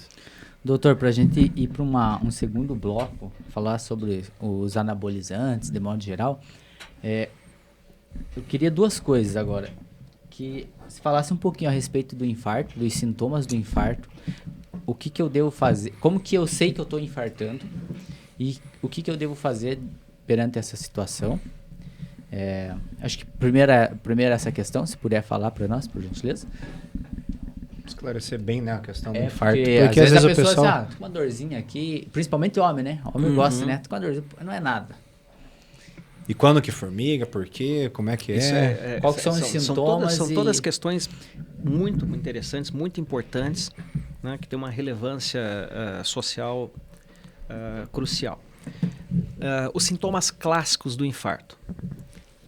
É uma dor de fortíssima intensidade no peito, no meio, talvez um pouquinho para o lado esquerdo, né, que corre para o braço esquerdo ou corre para o pescoço. Esse é o sintoma clássico da dor do infarto, que também tem o nome de angina. Mas esse é o clássico. Mas essa dor, ela também pode irradiar para o braço direito, ela pode vir para os dentes, ela pode correr para as costas. E normalmente esses sintomas vêm junto com uma sensação de morte, com suor frio, né? Náusea, eventualmente vômito. Mas nós estamos falando do sintoma clássico. Tende a piorar com esforço e tende a melhorar com repouso, quando a pessoa fica quietinha. Existem as situações intermediárias, que a gente chama de equivalente anginoso. O que é equivalente anginoso? É aquilo que é um sintoma que não é clássico de dor, mas ele equivale a como se fosse. Isso é muito comum no diabético. O diabético, muitas vezes, ele não tem a intensidade de dor que o não diabético tem. Por quê? Porque um dos alvos de doença que do diabetes ataca são terminações nervosas. Então ele diminui essa percepção de dor. Então aquela pessoa, por exemplo, que ela está habituada, olha a importância de atividade física. Ela está acostumada, vamos pegar ali o ambiental. Ela faz 2, 3 voltas no ambiental sem parar. Em determinado dia, ela começou a andar, mas no meio do caminho ela já está tendo que dar uma parada, não porque tem dor, mas começou a dar um cansaço, uma falta de ar que não tinha. Ela tem que parar, aí ela pega e consegue continuar. Opa, estava tudo bem e começou esse sinal novo. Esse é um equivalente anginoso. Ou aquela situação que você tem essa sensação de ruim, começa a ter falta de ar, começa a suar frio, mas não necessariamente tem dor, né? E aí sim, mas todo mundo, mas muita gente, né? Eventualmente, dependendo da idade, pode ter um sintoma parecido, principalmente desse de ansiedade e tudo mais. Se você é diabético, hipertenso, fumante, né? A chance, um histórico na família, um histórico familiar muito forte, a probabilidade maior é essa. Então, se tem esse contexto todo, né? E essa dor persiste, principalmente. né? Não tem sintomas de melhora. Lógico, você tem uma dor muito intensa, a ponto de você passar mal, nausear, vomitar, né? Ter alteração de nível de consciência, imediatamente você vai procurar recurso. O que é procurar recurso? A gente precisa estar no hospital. Tá? Então, é o que eu falei, a gente pode ter problemas na saúde do país e tudo mais, mas nós temos muita coisa boa. Tá? Hoje, qualquer pessoa que acionar um SAMU vai ter esse atendimento de imediato. E é 192, né, doutor? Às 192, vezes a gente faz essa lembrar. perguntinha aí, Isso né? aí, A galera não sabe. Então é importante. Então, hoje, as UPAs estão preparadas para receber esse paciente? Estão. Os hospitais privados estão preparados para receber essa pessoa? Estão. Tá? Então, a questão é assim, é não negligenciar. Uma dor um desconforto que muitas vezes acaba confundindo é a dor na boca do estômago. Então, veja bem, essa pessoa tem todos esses fatores de risco que a gente comentou. E ela começa a ter esse desconforto. Você comentou, principalmente homem. Ele tende a achar que aquilo é gastrite. E muitas vezes aquele infarto da parede inferior do coração, que está em cima do estômago, e a pessoa tem uma tendência, não, acho que é só uma coisa que eu comi. Né? Então, sintomas persistentes como esse, se ele vai e desaparece, mas aparece depois no outro dia de novo e tudo mais, tem que fazer a tua avaliação. Fala, deixa eu procurar um cardiologista. Mas se esse sintoma persiste, começou e não passa, tem que ir para o hospital. Né? Por recurso próprio, né? Ou acionando os contatos de emergência da cidade. Perfeito. Nossa, caramba. Existe alguma indicação com relação a cardiopatas no sentido de exercício físico? Eu já vi alguma coisa, uma tendência maior de infartar pela manhã, algo nesse sentido? Já ouvi falar coisas relacionadas a isso? Tem por conta do nosso ciclo circadiano de cortisol, de hormônios e tudo mais. Então, há uma tendência, às vezes pela manhã, e principalmente no frio, a gente fazer vasoconstrição. Então, você imagina, a gente estava falando de placa de gordura que diminui o calibre, né, de um vaso sanguíneo no coração ou no cérebro, por exemplo. No inverno, por que a gente fica com a mão gelada, por exemplo? Porque a gente faz a chamada vasoconstrição, diminui o calibre dos vasos da mão, né, para tentar manter o nosso corpo mais quente. Por isso que a mão fica, né, ela fica mais branca, fica frio, os vasos somem e tal. Agora imagina isso no coração ou isso no cérebro, se já tem uma placa fazendo estreitamento, ela estreita ainda mais. Entendi. Isso tem uma tendência a acontecer mais pela manhã. Perfeito. E principalmente no inverno. Por isso que no inverno tem uma tendência, né, principalmente em inverno mais extremo, como a gente está vivendo mais agora em Ponta Grossa, como há tempo não tinha. E eu tenho mais risco de infarto e de derrame, sim, né, por conta dessa situação. Então tem pertinência. Porém, isso não quer dizer que a gente... então é melhor fazer exercício de tarde? Não. Né? Na verdade, no horário que for mais conveniente. O importante é fazer. O importante é fazer. Agora, sim, a pessoa tem um histórico de cardiopatia. Né? Tudo vai depender qual é a cardiopatia e qual que é a função que ficou desse coração. Se ele tem uma função normal, ele vai ter orientação. Né? O ideal é que ter essa conexão multidisciplinar do cardiologista, com o educador físico, né? Ou com quem vai cuidar dessa pessoa. Falar, ele pode fazer uma intensidade assim, assim, assado. Por isso que é interessante o teste ergométrico, é interessante isso aí, porque você vai ter escala, você vai ter de forma numérica. Qual que é a frequência cardíaca alvo adequada, né? Então, ele é bem interessante nesse sentido. E, por exemplo, paciente que está em fila de transplante, né? Então, a função ventricular é muito ruim. Ele pode fazer atividade física? Ele tem que fazer. A gente tem, por exemplo, um outro serviço que, graças a Deus, também está crescendo muito no Brasil, são centros de reabilitação cardíaca. São pacientes assim, com graus variados de insuficiência cardíaca, ou seja, que são disfunções sérias do coração, onde o coração deixa de atender essas demandas metabólicas elementares da pessoa. E existem os programas desenhados para atividade física, né, para condicionar esse coração, para melhorar ele ali. Né? Então você veja, até pessoas em fila de transplante, elas têm indicação de atividade física, sim. Então não escapa, né? Não tem como escapar. Não tem como. Ou você faz ou você faz. Perfeito. Não tem contraindicação, vamos dizer assim, né? Eu queria entrar no próximo tópico, mas não vai boa, surgindo, né, as perguntas. Com relação, você falou ali, né, do monitoramento, né, com essa questão do uso dos relógios, né? Pois é, eu pensei Hoje em nisso. dia, Né? os relógios, eles têm muita tecnologia, né, que conseguem até premeditar, prever situações que ainda não aconteceram, né? Sistema de alerta, descansa um pouco mais, você está muito cansado. E eu já tive uma situação do aluno, né, tá usando o relógio de atender ele, colocar ele na esteira, e eu tenho o hábito, às vezes, de monitorar a frequência cardíaca dos alunos durante o treino. E aí colocamos lá para fazer nosso treino normal. E aí foi fazer uns tirinhos lá, frequência Tiro de do velocidade. nada, 180, do nada 70. Pô, vai pro médico. Paramos ali, interrompemos o treino, vai pro médico, né? E o relógio dele, ó, o aluno não me avisou, né? O relógio já tinha avisado ele um dia antes, ó. A frequência tá alterada e ele já tava tendo essas arritmias, assim. Uhum. E aí eu parei o treino e mandei ele pro médico, né? De fato ele tava tendo uma arritmia lá, uma pequena, e aí o médico já medicou, mas... Mas o aluno não quer parar de treinar e não fala a verdade, não né? fala, né? Às vezes não é nem parar de treinar, mas a negação de assumir que tá tendo um Tipo, tá problema, tudo né? certo. Não é nada, né? Né, e às vezes, assim, às vezes a pessoa ela pode ir para um treino um pouco mais acelerado, às vezes ela não dormiu bem, né? Ou tá com uma virose, né? E não precisa ser nada sério, né? Não é Ela vai modificar como não a era no caso, né? Ela vai modificar a frequência de base dela. Mas, por outro lado, tem pessoas que têm as arritmias, né? Não aquelas arritmias mais complexas, como eu havia comentado, que são sinônimo de parada cardíaca, mas tem essas chamadas arritmias atriais, por exemplo, a fibrilação atrial, a taquicardia atrial, né? Os flutters e assim por diante. E esses dispositivos, né, os wearables, hoje eles são importantíssimos e vem muita coisa por aí, né, vai melhorar cada vez mais. Hoje eles não têm certificação, por exemplo, ainda para identificar isquemia, infarto e tal, mas já identifica arritmia. Perfeito. Né? A fibrilação atrial, ela já mostra, igual você falou, né? Às vezes fala assim, ó, teu organismo está estressado, você tá mais acelerado do que esse histórico que eu tenho. Ó, tua frequência cardíaca de base é um computador. Ele vai memorizando. Falou, ó, a frequência cardíaca dessa pessoa aqui em repouso é de 70. Pô, mas faz uns 2 dias que ela em repouso está em 90. O algoritmo já interpreta. Falou, ó, você está cansado, você está estressado, né? Teu organismo, você pode estar inflamado, tal. Então ele é muito interessante. Então ele assessora muito. Ele só é perigoso para que algumas pessoas criem uma dependência daquilo ali, né?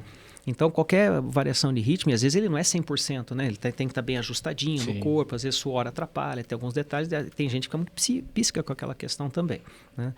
Mas é uma ferramenta, sem dúvida nenhuma, né? Extremamente preciosa, ajuda demais ali. Legal, show de bola. Então vamos quer Agora retornar sim, agora? né? Agora vamos pro nosso tópico dos anabolizantes. Tá- Uso voltado para a Indiscriminado. saúde, o uso indiscriminado. Quais são os riscos associados ao uso indiscriminado? Assim, os esteroides anabolizantes, eles não são uma invenção do demônio, tá? Eles são Isso, medicamentos. vamos começar, pessoal. Pra então, que nós que vamos ele começar foi criado, explicando né? o que Isso aí. é, tá? Depois como que o pessoal foi utilizando, tá bom?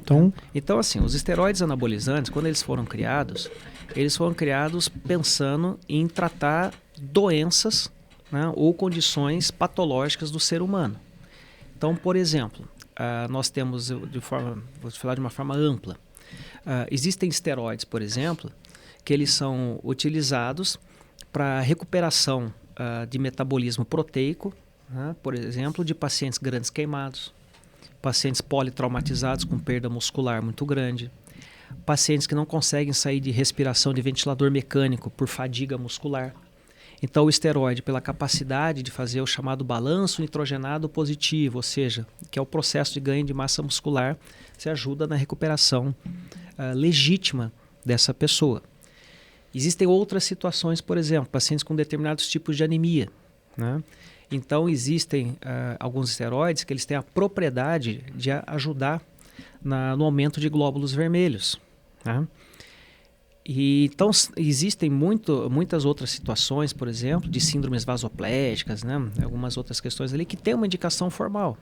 Covid, por exemplo. A gente teve aquela epidemia de pessoas que ficaram entubadas meses em respirador e perderam massa muscular. E outros profissionais que se revelaram, né, para o mundo como fundamentais foram os fisioterapeutas. Quem tirava os pacientes das máquinas de ciência respiratória não eram os médicos, né? A gente estava perdido no mundo. Era o trabalho braçal do fisioterapeuta, né? E o que a gente fazia? A gente ajudava, né, criar condições musculares anabólicas para recuperação muscular, para o trabalho do fisioterapeuta ter substrato funcional que é músculo para poder trabalhar. Então era uma indicação legítima. Só que o efeito colateral, né, que chamou a atenção realmente era o ganho de massa muscular. E que desde os anos 60, né, às vezes alguns até antes, já começaram a fazer o uso desses esteroides para ganho de massa muscular para fins de performance, estética e performance. Só que os esteroides, eles também trazem consigo, né, efeitos colaterais. Né? Eles são eminentemente derivados sintéticos da testosterona, que é um hormônio virilizante, é um hormônio androgênico. E que, entre outras funções, além do anabolismo muscular, ela também é responsável, a testosterona ela é responsável pela maturação de caracteres sexuais masculinos. Pilificação, né, que é o caso de barba, engrossamento de voz, por exemplo. E o uso exagerado dela também, ela começa a trazer problema de enrijecimento de artéria, né, de sobrecarga de função hepática, e assim vai se somando. Com o passar dos anos, e principalmente com essa epidemia de sede pela performance, principalmente pela sede da estética, e como a gente comentou também há pouco, Comprar tempo. a pressa, exatamente, né? A pressa em adquirir resultado, esse uso começou a ficar indiscriminado. Né?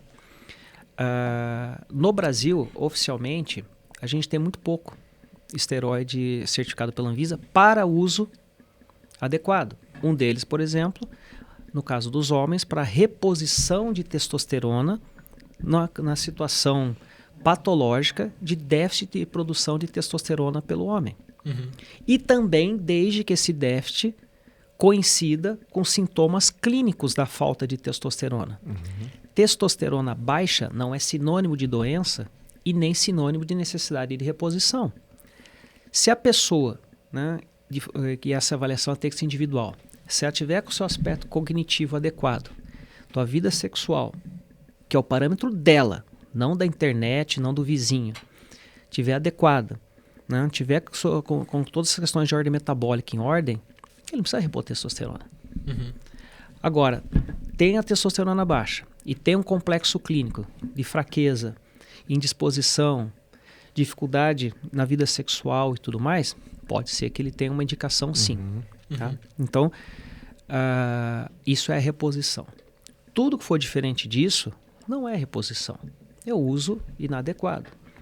E quando eu falo de uso inadequado de esteroide, eu não estou falando, e de uso abusivo, eu não estou falando de dose. Né? Para quem não precisa, uma ampolinha a cada 10 dias de um determinado esteroide é tão ruim quanto aquela pessoa que faz uso dessas 2 ampolas por semana. Por quê? Porque, como dizia o antigo professor meu, doença não é para quem quer, é para quem pode. Isso quer dizer o quê? Depende do que está escrito na tua codificação genética. Para quem tem codificação genética predisposta, fumar um cigarro dá câncer de pulmão. Para quem não tem predisposição genética, pode fumar aos 90 anos e não vai ter câncer de pulmão. Com esteroide é a mesma coisa. Né? Então, isso cria uma sensação, às vezes, de segurança, porque, mas fulano, ciclano usou a vida inteira, desde os anos 60. Né? É o premiado. Exatamente, é uma loteria também. E tem um outro detalhe.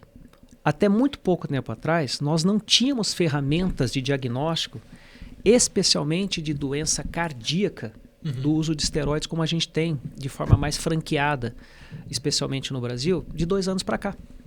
Nossa, recente. Sim, por quê? Nossa, agora... Até então, o que a gente falava de efeito colateral do uso do esteroide? Né?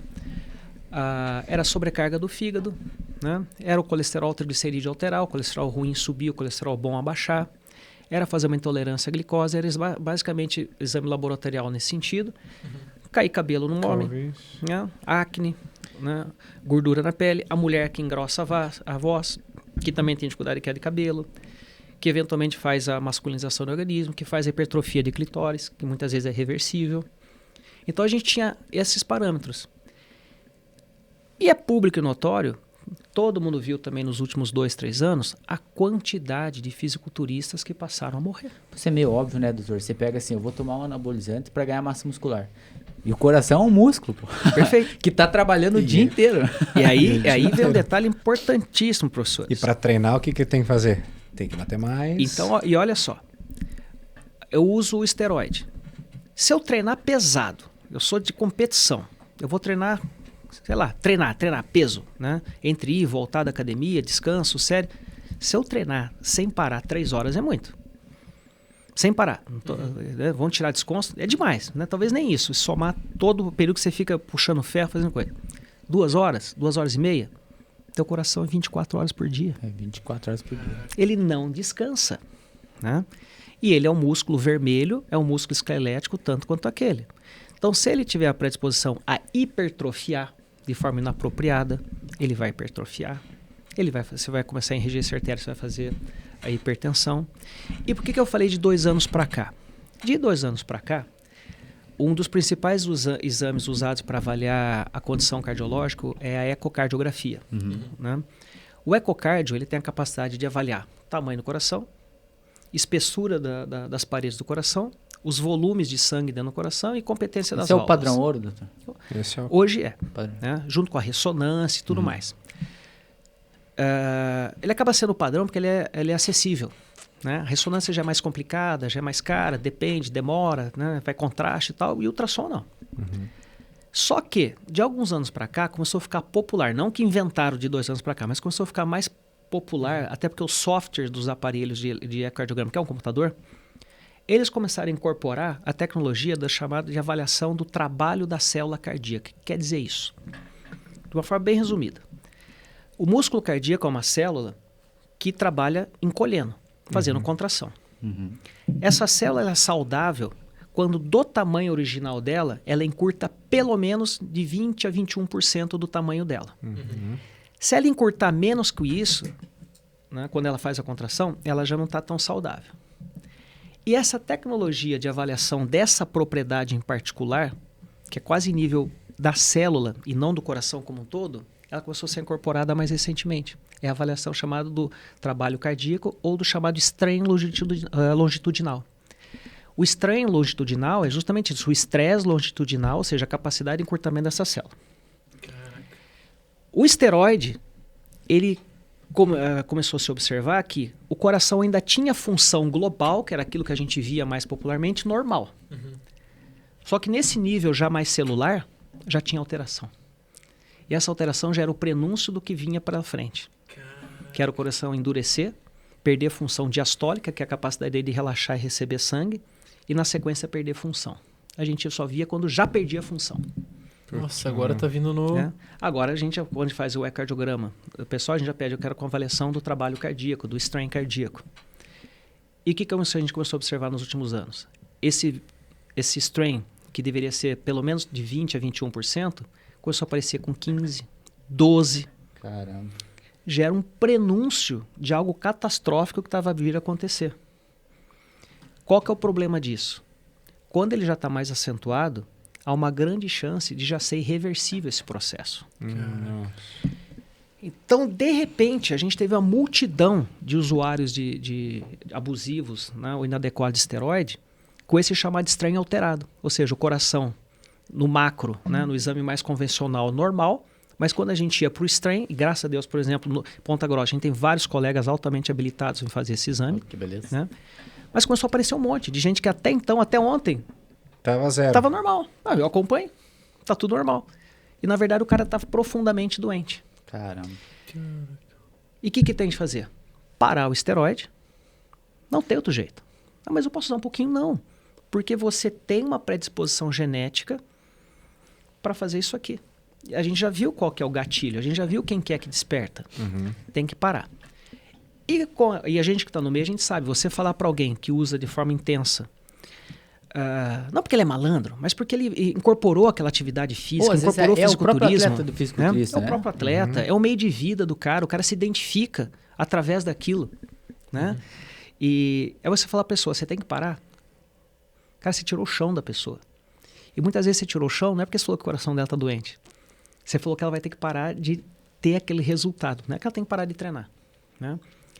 Mas ela vai ter que parar de usar esteroide. Então a gente vem com aqueles problemas também associados ao psiquismo do uso do esteroide. Que é dose dependente. Cria uma dismorfia, né? Você É dismorfismo, é vigorexia. Nunca tá bom.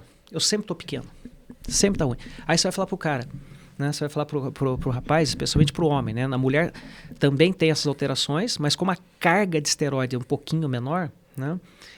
Não quer dizer que a mulher tá livre, né? Mas a quantidade de abusivos hoje de esteroide ainda é masculina. Aí você vai falar pro cara que ele tem que mudar de vida. Cara, isso é muito difícil. Isso é muito difícil. Para aceitar uma coisa dessa. Para aceitar essa questão. E não tem outro jeito. Né? E o que acontece? se a gente não interromper esse processo, quando a gente para e começa o tratamento, que é caro, os medicamentos para reverter a situação são caríssimos, né? É muito pesado. Você tem que usar um complexo que a gente chama de quarteto fantástico, né? Que são 4 medicamentos. É bem legal. É bem interessante, porque são 4 medicamentos que são fundamentais quando a gente precisa tratar esses pacientes com esse grau de insuficiência cardíaca, né? E pelo menos 2 deles custam pelo menos 250, 300 reais por mês. Já vai 2 deles. Já estamos falando de 500, 600 reais só em 2 deles. Dos 4, pelo menos, que a gente precisa usar. Por quanto tempo? Às vezes pro resto da vida. E alguns deles não vão melhorar. Você tem que encaminhar para transplante. E alguns deles não vão chegar no transplante. Vão morrer. Aí vem uma coisa importante a gente falar. Então a gente tem um mecanismo, a gente tem como acompanhar, né? O profissional que avalia esse paciente, ele tem que estar envolvido com o mundo do esporte, por isso que o médico ele não pode discriminar, né, quem ele atende. Esse cara usa esteroide, eu não vou nem atender. Não, a gente precisa acolher essa pessoa, né? A gente precisa ser luz, né, no caminho dela para tentar trazer. Ela precisa se sentir confiante, ela precisa se sentir confortável e acolhida naquele momento difícil ali, seja do diagnóstico da doença, seja no novo processo que ela vai ter que tomar. Por outro lado, em especial essa comunidade do fisiculturismo, ela trouxe para dentro de si a importância das atividades popularmente conhecidas como cardio. Né?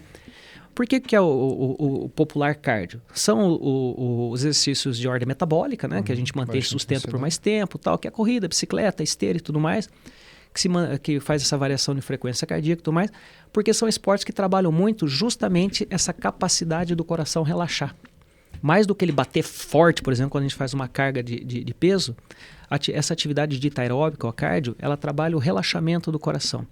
Então, por outro lado, esses atletas começaram a colocar no programa de treinamento deles ali também, desmistificando um outro conceito que eles tinham também, que o cardio, você faz o cardio, você perde o músculo que você construiu. Vai catabolizar. Graças a Deus você caiu por terra, porque realmente não tem nada a ver uma coisa com outra, né?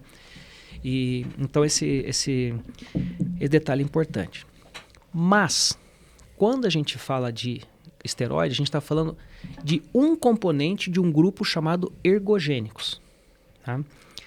E dentro dos ergogênicos, tem os benignos, tem, né, por exemplo, a própria creatina, que é um dos suplementos alimentares mais bem estudados do mundo, mais seguros em qualquer faixa etária, desde que a pessoa não tenha disfunção renal pré-instalada ou disfunção hepática pré-instalada, é a creatina. Creatina, né, a gente até brinca, devia ser colocado na caixa d'água, né, devia ser colocado na rede de água, igual na mamadeira da criança. Igual é o flúor. Né? Por exemplo, tem estudos novos aí, já colocados em prática, tem colegas nossos aqui em Ponta Grossa da neurologia que já estão praticando a suplementação de creatina para reversão e controle de Alzheimer. Né? Porque ele, né, ele é um agente energético que funciona dentro do nível celular, inclusive trabalhando no metabolismo neurológico. Então esse é o ergogênico do bem, vamos dizer assim. Mas tem, por exemplo, o uso abusivo também de pré-treino. Né? O uso abusivo, por exemplo, de estimulantes como a cafeína em exagero, né? Ou outro estimulante de frequência cardíaca. Né? No fisiculturismo é muito comum usar também o clenbuterol, né? Que é um broncodilatador, ou seja, é um remédio para cavalo asmático. É para cavalo asmático. O pessoal usava como dó para dar para cavalo de corrida, para ele aumentar o fluxo inspiratório, para render mais na corrida. Caraca. Não tem clenbuterol para ser humano. Né? Ele é o chamado beta-agonista, ele aumenta demais a frequência cardíaca. Agora, olha o veneno. A pessoa tem o coração hipertrofiado por causa do esteroide, aí ele já tem uma tendência a fazer arritmia, aí ele usa um medicamento que faz ele acelerar ainda mais. Por que o pessoal usa o clenbuterol? Para queimar gordura. Porque ele tem esse efeito. Né? Porque a gordura responde a essa estimulação beta, né, na célula adiposa, ela derrete gordura. Né? Aí derrete, diminui a gordura. Só que tem essa resposta, né, de taquicardia. Então isso pode induzir arritmia, né? Inclusive arritmias fatais. Então muito dessas mortes súbitas que a gente vê no universo do esporte com uso inadequado não é necessariamente ou a culpa do esteroide. Ninguém morre, por exemplo, de overdose de esteroide anabolizante, mas morre de uso abusivo do clenbuterol ou de pré-treino, por exemplo, com alta carga de cafeína. Tá? Lembra que eu falei que a fisiologia não aceita desaforo? Sim. Quando a gente treina, né? Quando a pessoa está fazendo treinamento. A principal adaptação fisiológica, uma das mais benignas do treinamento desportivo, do treinamento cardiológico, é a modulação parasimpática do coração, que é aquela história. A pessoa começa a modular teu coração pela atividade física, então em repouso o coração pode bater mais devagar, ele pode bater de forma menos estressada, por quê? Mais econômico. Mais econômico, porque aquele coração ficou competente. Então ele pode bater mais devagar, porque ele bate tão bem, com tanta eficiência, que ele faz aquele carreto lá, né? 1, 2 vezes. Não precisa aquela carretinha desesperada, vai, volta para fazer o transporte de sangue. Não precisa. Né? Então, por isso que o atleta, né, bem treinado, tal, ele tem uma frequência cardíaca de repouso que tende a ser mais baixa. Isso se chama modulação parasimpática. O chamado aumento do volume sistólico, né? Aumenta o volume sistólico, não tem todos os detalhes. Então, tudo bem, essa é uma adaptação fisiológica benigna. Aí você vai, por exemplo, para o teu teste de esforço, né? Então você vê que você consegue alto desempenho com frequência cardíaca mais baixa. Você não chega na Z5, você não chega naquela frequência mais. Então, por que, por exemplo, uma pessoa com alto condicionamento cardiocirculatório, ele consegue ter um pace legal pra caramba? Porque o coração dele não vai bater abrindo o bico, né? E ele vai conseguir manter uma frequência cardíaca com alto rendimento e sem entrar em exaustão. Perfeito. Beleza. Você fez tudo isso do esporte. Eu falo isso muito pro pessoal do CrossFit. Que é onde é a valência que você tem que ter de força, do cardio e tudo mais, tem que estar em equilíbrio. Aí você vai lá, na véspera da competição ou do treino, você passou lá treinando uma temporada para participar da competição. No dia do treino, o pessoal faz o open bar de pré-treino. Nossa. Que tem o quê? Cafeína. Caramba. Nossa. Você treinou para baixar a tua frequência cardíaca, para conquistar a modulação parasimpática, e quando você mais vai precisar disso, você conquistou, você vai lá e subverte tudo, botando uma coisa que vai jogar a tua frequência cardíaca lá para cima. Que isso. Você já está ansioso por conta do evento, Naturalmente né? vai subir. já vai subir, aí você vai lá e tomar um negócio, o teu, que já vai subir mais, nem usa, né, aí no você vai, dia a dia. você vai usar o do um, do outro, vai experimentar o seu, o que acontece? Pifa. O rendimento vai lá para baixo, a pessoa se frustra e tudo mais. Então tem uma série de detalhezinhos, né, que é isso. Essa é a fisiologia. E a fisiologia não aceita desafio. É que às vezes o pessoal, eles querem fazer, poxa, eu treino todo dia comendo arroz, que nem um exemplo do meu arroz, carne moída e macarrão e tudo. Daí no dia da competição você quer na noite anterior, não, hoje eu vou sair jantar um hamburgão, Isso aí. vou moer porque... vai Não, dar errado. e outra, nas competições, muitas vezes no ciclismo, na corrida de rua e tudo mais, faz parte das empresas fazerem seu marketing e tal, né, as casas de suplemento. Por exemplo, a pessoa nunca tomou um sachê de qualquer coisa na vida lá. No dia da corrida ele vai lá e toma. Que vai vai Esse acontecer? querer gelzinho vai experimentar, passar né? mal, né? Nunca tomou lá um gel de carboidrato. Ele vai naquele dia antes da corrida, ele vai tomar. O que vai acontecer? Vai ter diarreia. Claro. Que nem eu fui descobrir um que o pessoal fala, toma isso aqui, toma isso aqui. Deu por curiosidade, porque achei que era só carboidrato. Por curiosidade, eu peguei um e tinha whey, eu sou intolerante à lactose. Já pensou do nada, no meio de um jogo, apitando lá, zanda a barriga. É igual quando o atleta no treino, se ele treina com tênis, né? Isso aí, quem nunca cometeu esse erro, você é maravilhoso, mas eu já cometi, tá? Treina, faz os treinos de corrida, o tênisinho lá tá bem... Ele cai que é uma luva no teu pé. compra um E aí novo. no dia você, não, vou estrear meu tênis novo e eu vou abaixo. E aí não consegue, tem que terminar a prova pelas No aquecimento já tá, faz isso, tá é. sendo sangue já no calcanhar. Então são tudo isso. Então isso que é importante, né? Então assim, até reiterando, né? Um canal como esse, essa iniciativa de vocês, ela é brilhante por quê? Né? Eu estou vendo pelos profissionais, pela categoria dos profissionais que vocês estão trazendo, que trazem, né, a elucidação, traz informação. A experiência de vocês também é fantástica. Né? Vocês não, é diferente quando a pessoa fala daquilo que faz. É diferente daquela pessoa só o teórico, né? E não, então vocês têm na vida prática, na lida com os clientes, com os alunos de vocês, e colocam na prática e traz essa oportunidade de a gente trazer luz sobre o tema, desestigmatizar também, né? Porque, como eu disse, né? nem tudo é ruim. Nem tudo é bom, mas nem tudo é ruim. Né? Então tem indicações. Por exemplo, vamos falar do esteroide. Só para voltar uma coisa que ele não era tão ruim assim. Tem uma indicação, por exemplo, no atleta? Tem, na recuperação. Né? Então, por exemplo, um sujeito fez uma lesão, precisou fazer uma cirurgia de joelho, né? Ou uma restauração de músculo, né? Que ele teve algum problema, ele ajuda nessa recuperação. É diferente, por exemplo, a gente teve aquela ocasião do Anderson Silva, né? Que ele foi pego, que ele teve aquela fratura de tíbia dele, e ele usou um modulador, que ele é anti-inflamatório, para melhorar aquela situação. Foi um uso legítimo? Do ponto de vista médico, provavelmente sim. Porém, Pode. Ele estava subordinado, né, a uma competição, a regras que não permitiam. Né? Então você não tem como abrir, né, de qualquer forma. Né? Então tem uso legítimo? Tem, claro que tem. Né? Mas todo jogo tem sua regra. Exato. Né? O atleta de alto rendimento ele tem que estar o tempo todo se cuidando nessa questão do antidoping, né? Porque qualquer coisa pode fazer com que ele... É que, infelizmente, o antidoping ele é caro para ser feito, então ele não consegue ser instituído em todos os lugares. Eu tenho uma crítica severa, por exemplo, ao CrossFit, tá? Ou ao cross, qualquer coisa que você queira dizer. Né? As competições. Elas se tornaram, para falar bem a verdade para vocês, um jogo de vaidade. Né?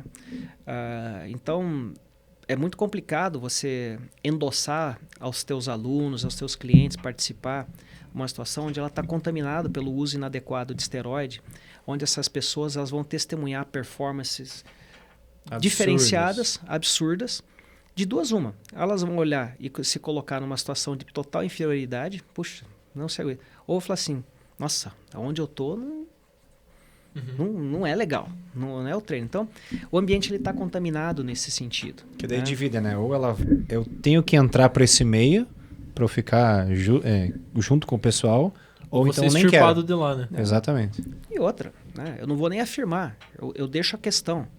Isso é algo saudável? Isso é algo que tem vida longa? Isso é algo que você estimularia seu filho ou sua filha a fazer? Perfeito. Cada um fica com a tua resposta. Pensa, né? Como faça a sua escolha. Pensa como é que faz, né? E agora, aproveitando, né, que o senhor comentou aí a respeito do coração, né, dessa sequência, dessa questão, e o que o pessoal tem feito bastante esse cardiovascular, né? E às vezes é legal que a gente sempre comenta em relação aos treinos que a gente fala do pessoal aqui, só abrir um pouquinho para ficar um pouquinho mais claro, que nem o pessoal normalmente faz esse cardiovascular numa frequência um pouquinho mais baixa, mais tranquilo, visando essa queima de gordura. E se às vezes você tem essa possibilidade, senhor, né, peço até que o senhor confira e confirme aqui para nós, em relação a esse trabalho que, né, tem a lei de Frank-Starling, que o pessoal fala que trabalhar de 130, 150 batimentos, né, para forçar esse retorno venoso, uma atividade cíclica, justamente para trabalhar bem essa distensibilidade. É como se fosse um trabalho de fato de flexibilidade, então, do coração, justamente para melhorar exatamente. Essa sua capacidade. O que é a lei de Frank-Starling? Como que ela se aplica no coração?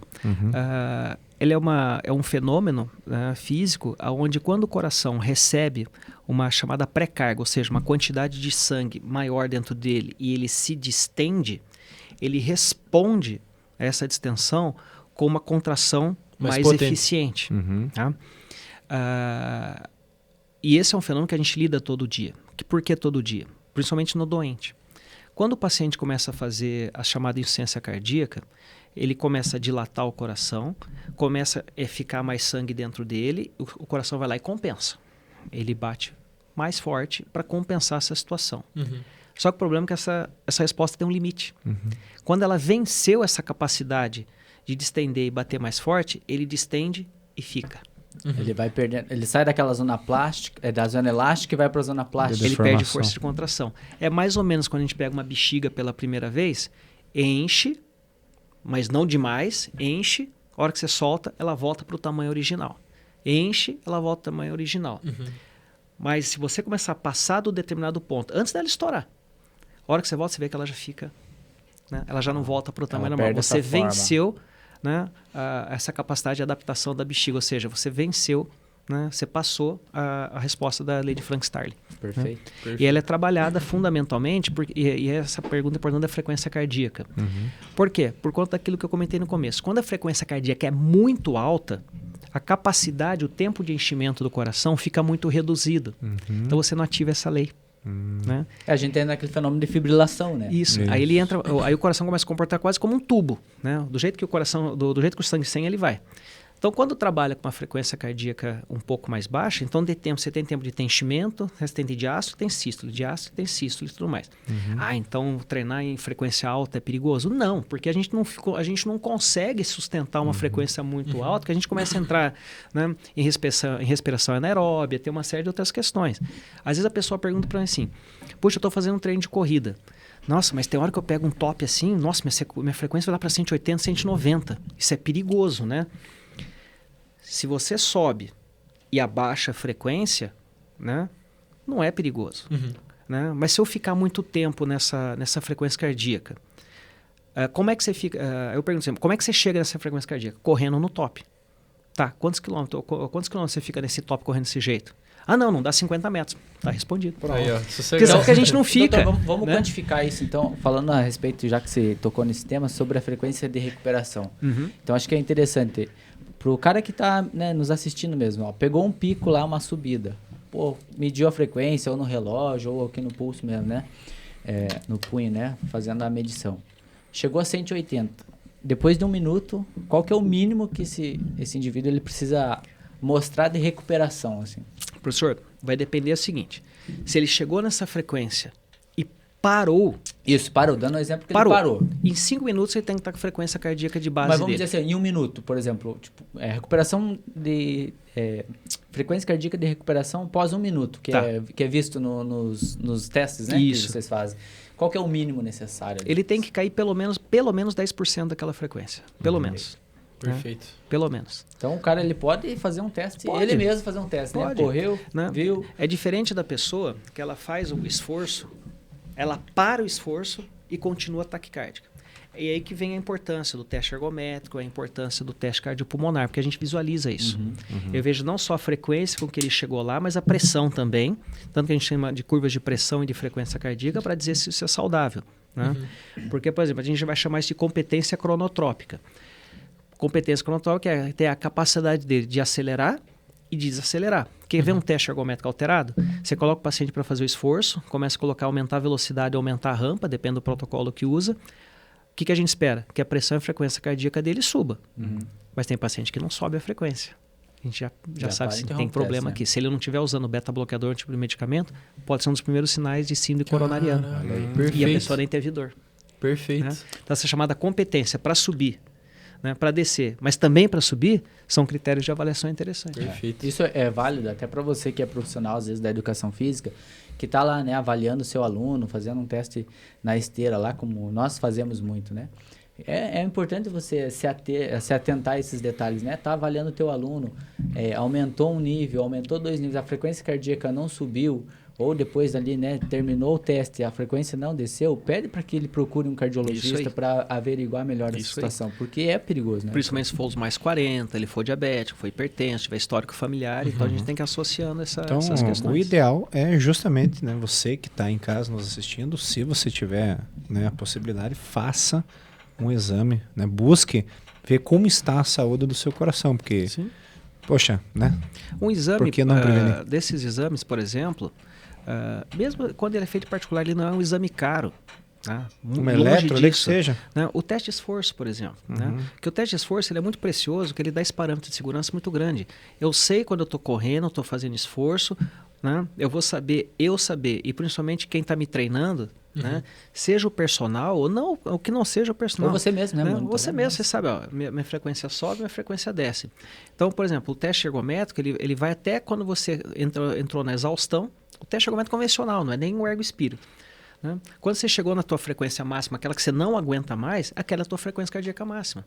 Ela é muito mais precisa que o tal do 220 menos a idade. Essa aí tá louca. Né? Porque o 220 a idade é assim, ela é zero? Não é zero. Ela te dá te dá um parâmetro ali, né, mínimo tal, para você trabalhar com o mínimo de segurança ali, fazer teu cálculo Z1, Z2, Z3, Z4, Z5 ali de forma que você.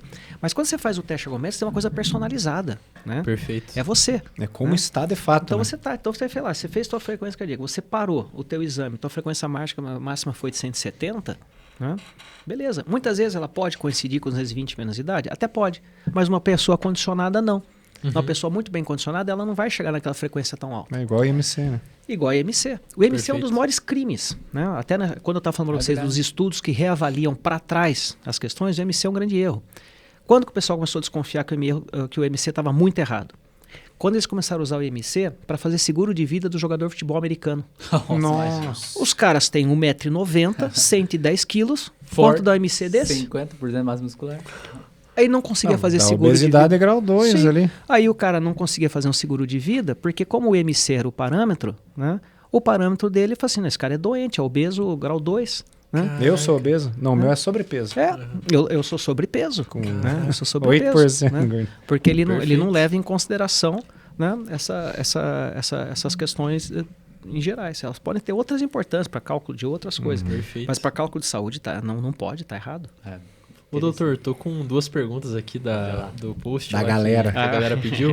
E daí acredito que o doutor já brilhantemente já elucidou e explicou e deu uma aula pra nós, né? Que eu, inclusive, mandar um abraço pro nutricionista Alex Zimmerman aqui, que ele mandou uma. Alex é outro cara brilhante. Espetacular. Né? Cardiofísica de primeira linha. Inclusive, tem episódio Ele veio com aqui e deu uma Tem aula pra episódio nós sobre aqui, ó, pessoal. nutrição e treinamento. Fica- O Alex é outro cara diferenciadíssimo, assim, é outro profissional que a gente tem na cidade, assim, que a gente é privilegiado de contar Ele é um com espetáculo, alguém né? dele. Ele é a excelentíssima dele. E ele é Inclusive, Camila. ela tem que vir pra cá. A gente ainda não conseguiu encaixar. Tim Zimmerman. Mas ela ela e ele são um casal espetacular. O Alex, a Camila, o Eduardo, que é irmão da Camila e tal, nós somos os pioneiros do CrossFit aqui em Ponta Grossa em 2014. Perfeito, Eles começaram com o CrossFit Quando tudo era Ponta mato, Grossa, né? quando tudo era mato, Que e a gente com sensacional. 15 e 30. E daí ele perguntou, né, qual que era a tua visão, doutor, acerca do uso de esteroides para atletas de CrossFit, né, especificamente. Não sei se o doutor quer elucidar mais um pouquinho, mas acredito que você... Eu acho que é importante, assim, tem algumas confusões que o pessoal às vezes faz. CrossFit é uma marca, assim como é Coca-Cola, né? O líquido preto ali é refrigerante de cola, né? Então você tem lá Barecola, você tem a própria Pepsi, mas Coca-Cola é uma marca. CrossFit é uma marca, né? Então quando a gente fala do refrigerante, em geral, a gente está falando de cross-training, a gente está falando de modalidade de treinamento cruzado, a gente está falando de outras questões. No CrossFit propriamente dito, nós somos também licenciados a ele desde o começo. Aliás, depois até quanto? Como é que eu fiquei sócio do CrossFit 1530? Que teve uma parte interessante disso aí. Opa. E foi engraçado. E a essência do CrossFit propriamente dito, marca CrossFit, era produção de saúde. Tanto que o fundador, né, não tem ex-fundador, né? O fundador, que agora é ex-sócio e tudo mais, ele criou uma corrente onde ele acredita que o CrossFit pode curar doença crônica, que ele pode curar diabetes tipo 2. Por conta da filosofia, da proposta que tem de alimentação saudável, de atividade física, né, na sua intensidade, com a frequência e tudo mais. E CrossFit nunca foi sinônimo de performance, né? Ele foi sempre sinônimo de saúde, né? Se você pegar o livro original de CrossFit, ele cria adaptações desde para a criança até a pessoa de idade em busca de saúde, independência e longevidade, né? Perfeito. Quando chegou no Brasil, ele chegou com esse conceito de alta performance e se associou no Brasil que CrossFit é performance, CrossFit é força pra caramba, que CrossFit é quem corre mais, quem levanta mais peso, quem faz mais... E não é, né? Então, eu penso que se você faz CrossFit, propriamente dito, você precisa acreditar numa filosofia, assim como você acredita em várias coisas na sua vida, do ponto de vista religioso, do ponto de vista político, coisa que você acredita, né? Você tem que estar conectado com essa proposta de saúde e entender dessa forma. Diferente disso, é uma busca de uma outra performance de atividade física que usa movimentos funcionais, que usa a mescla de LPO, de ginástico, né, e de endurance, assim por diante e tal. Mas eu sou terminantemente contra, né, porque o uso abusivo de esteroide ou o uso de esteroide para performance estética no CrossFit é algo que não tem nada a ver com a proposta original. Perfeito. Porque essa proposta aí, né, você vê como ele foi montado, né, você consegue, se você extrair pelo pensamento dele, você fala, poxa, é uma atividade em grupo, que você vai ter um amiguinho, vai ter um outro, vai estar todo mundo trocando uma ideia, todo mundo fazendo junto, um apoiando o outro, Então, esse é o benefício. Essa é a ideia. Essa é a ideia, você fazer várias coisas. De criar sustentabilidade no método, de criar sustentabilidade individual, de você ficar naquele método. Porque ele cria comunidade, ele cria essa relação vira como a gente brinca, né? É o nosso boteco do começo ou do final do dia. Porque tem gente que não curte esse negócio da musculação, de sempre fazer uma Tá rosca sozinho direta, ali, às vezes, um tá supinão. sozinho e tal. Por isso que ele Entendeu? trouxe muita gente pra dentro, gente que não fazia nada, e é bonito de ver, sabe? A gente trouxe pra dentro, gente, cada história de contar pra vocês, assim, a pessoa traz pra gente, putz, você me salvou minha vida. E salvou minha vida não é no sentido assim, ficou legal, eu fiquei saradinho, não. Tava depressivo, ideação suicida, tá? Perdi tudo na minha vida, perdi pai, perdi mãe, né? Minha vida tava isso, aquilo, eu vinha pra cá, a gente tem N histórias individuais. E a gente se orgulha disso. Né? A gente se orgulha disso. Eu tava falando pra você, como é que começou, né? Se eu não falar isso, o Ricardo vai ficar bravo comigo. Na verdade, o Ricardo Santos é o idealizador do CrossFit 1530. Né? Ele tinha um estúdio, acho que vocês conhecem ele tinha um estúdio já bem consagrado na cidade.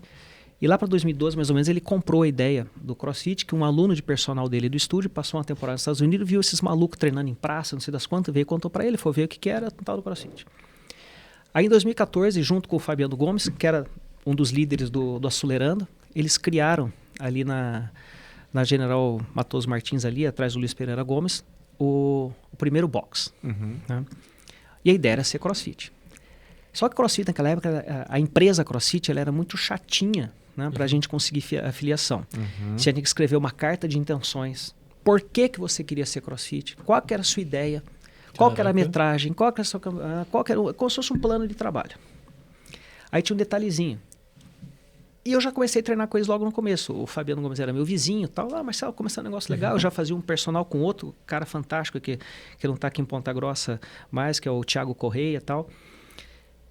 Aí comecei a treinar. Aí fiquei bem amigo deles e tal. Puta, adorei aquele negócio, né? Você corre, você faz força, faz isso, faz aquilo e tal. E eles batendo cabeça, eu vi nas conversas, batendo cabeça com a tal da filiação. Mas o que tá pegando? Cara, tem que escrever pros caras, tem que convencer esses caras que a gente merece ser afiliado e tal. A gente tá com uma dificuldade aqui com o inglês. Eu te ajudo. Deixa que eu ajudo. É pra chorar mesmo? É pra virar o negócio? Pra fazer acontecer? Então tá, deixa comigo, deixa com o Beck. E eu contei pra vocês que eu já tinha aquele treco com esporte, academia, puta, aí começa daqui, mas no fim das contas deu certo a filiação. Que isso. Tá?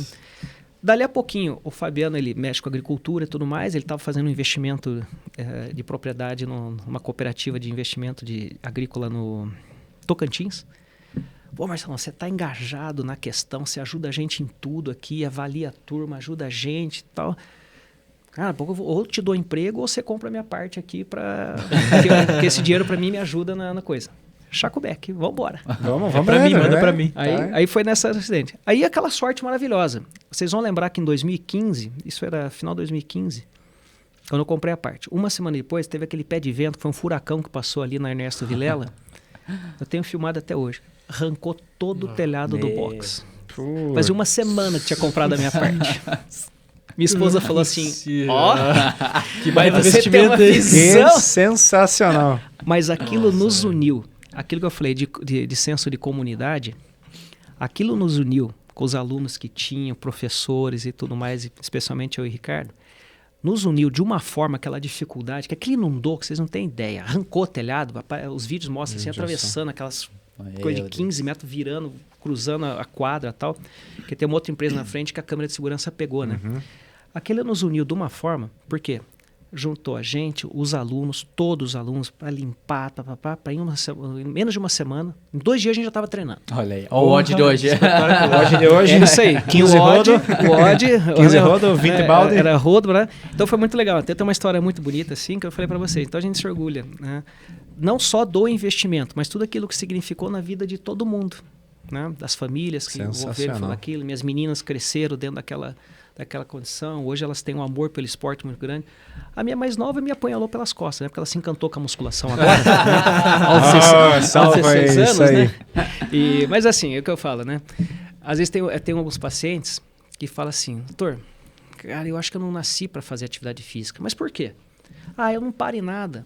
Um mês eu estou fazendo tênis, um mês eu estou fazendo musculação, outro mês eu estou fazendo basquete, um mês eu estou fazendo outra coisa. Continue, Cara, então tá excelente.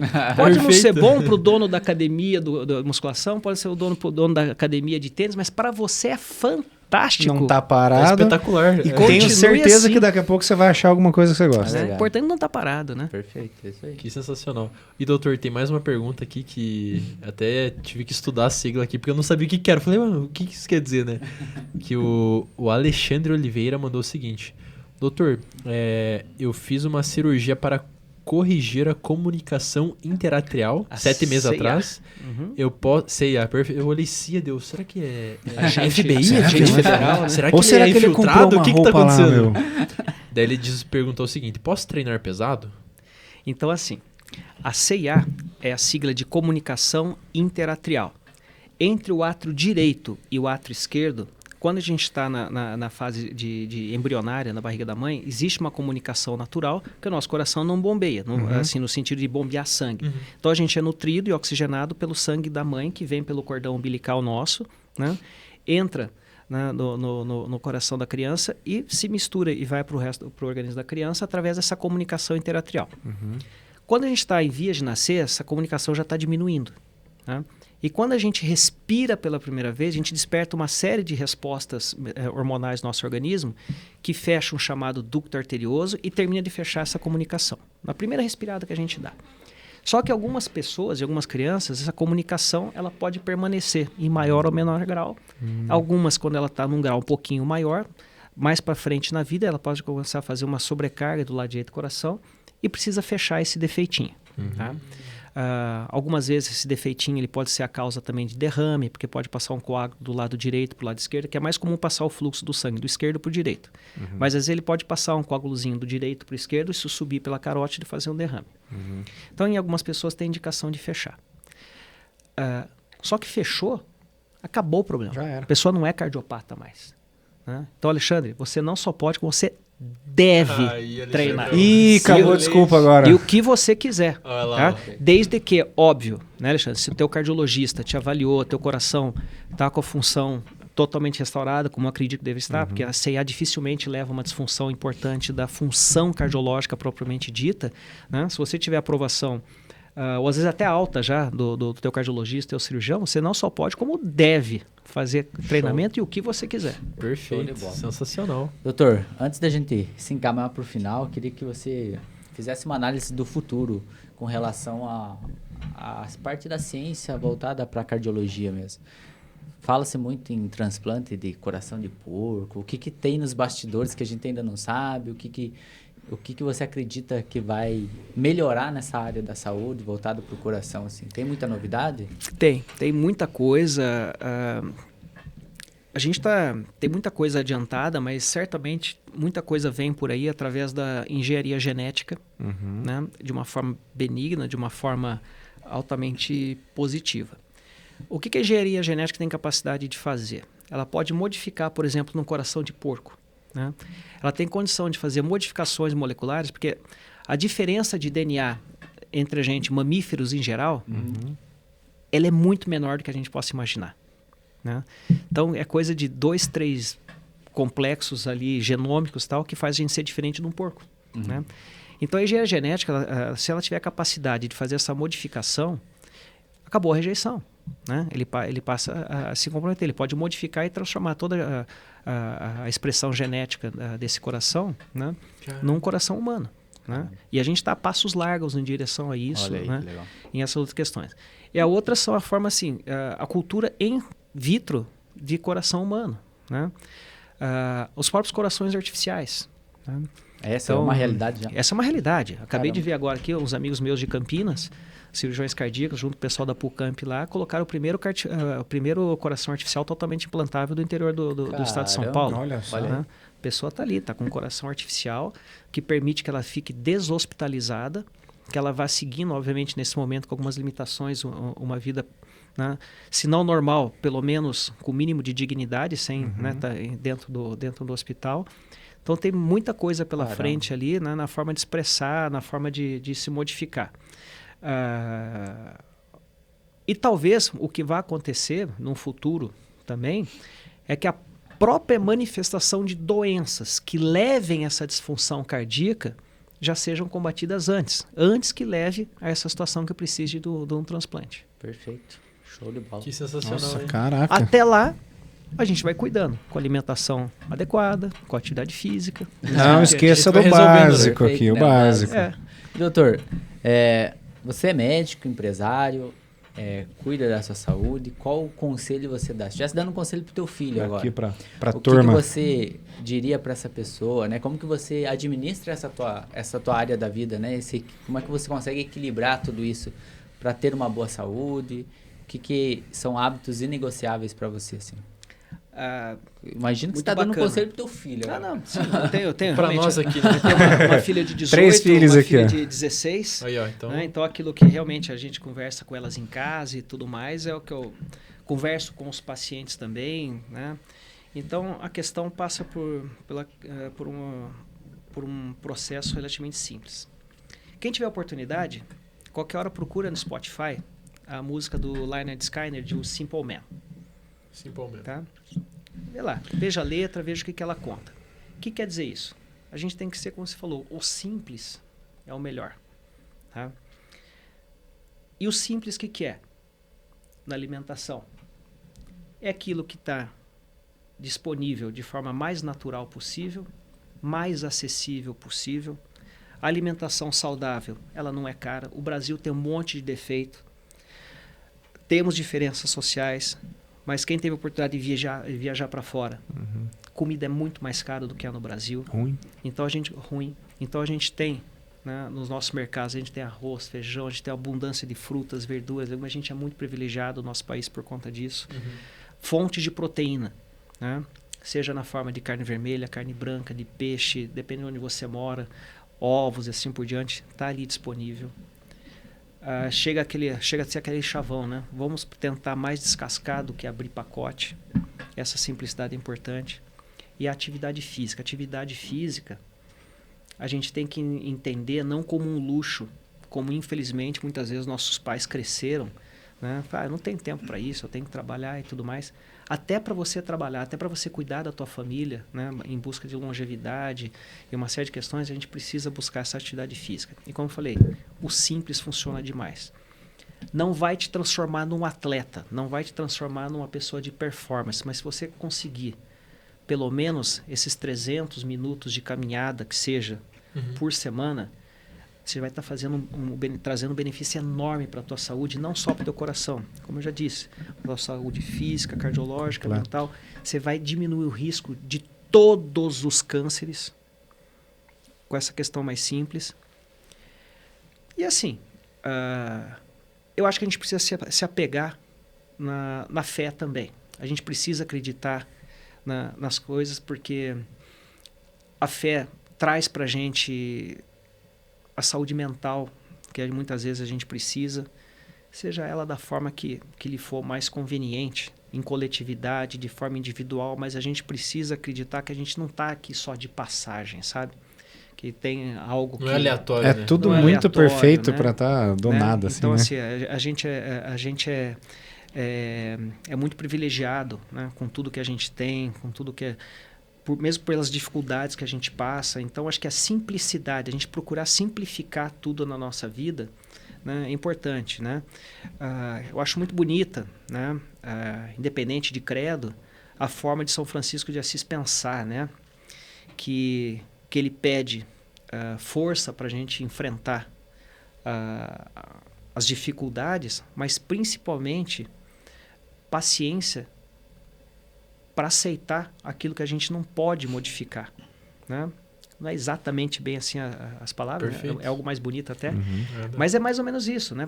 A gente pede para ter força para lidar com as dificuldades, mas também muita paciência e resiliência com aquilo que a gente não vai modificar, né? Mas as coisas pequenas, né? Do dia a dia, na nossa casa, que a gente ensinar nossos filhos as virtudes, né? Que norteiam o homem, honestidade, caráter, e a forma de se cuidar, né, com alimentação saudável, sem corromper o organismo com os excessos, com os vícios, seja na comida, seja na alimentação, na bebida, na diversão, né? Tudo que Deus trouxe para a gente é bom, né? O que a gente erra é quando a gente exagera, né? Então, vamos cuidar da saúde? A alimentação é a mais simples possível. Não quer dizer que você nunca vai poder fazer uma coisa diferente. Pelo contrário, mas o dia a dia tem que ser mais simples. Atividade física, gente. Precisamos fazer com isso aí. E nos entender com o nosso interior, da forma que se achar melhor. Excelente. Maravilha. E para fechar com chave de ouro aqui, né? Em agradecimento à sua ilustre presença, mestre. Nosso troféuzinho aqui. O troféu é simples, mas é de coração, né? Que a gente faz com carinho. Uma pequena lembrança aí da nossa participação. E mais uma vez, eu quero agradecer. Eu fiquei encantado com vocês aqui. Eu já vim acompanhando pela rede social de vocês, como eu já tinha Nós falado. que agradecemos. Ao vivo, né?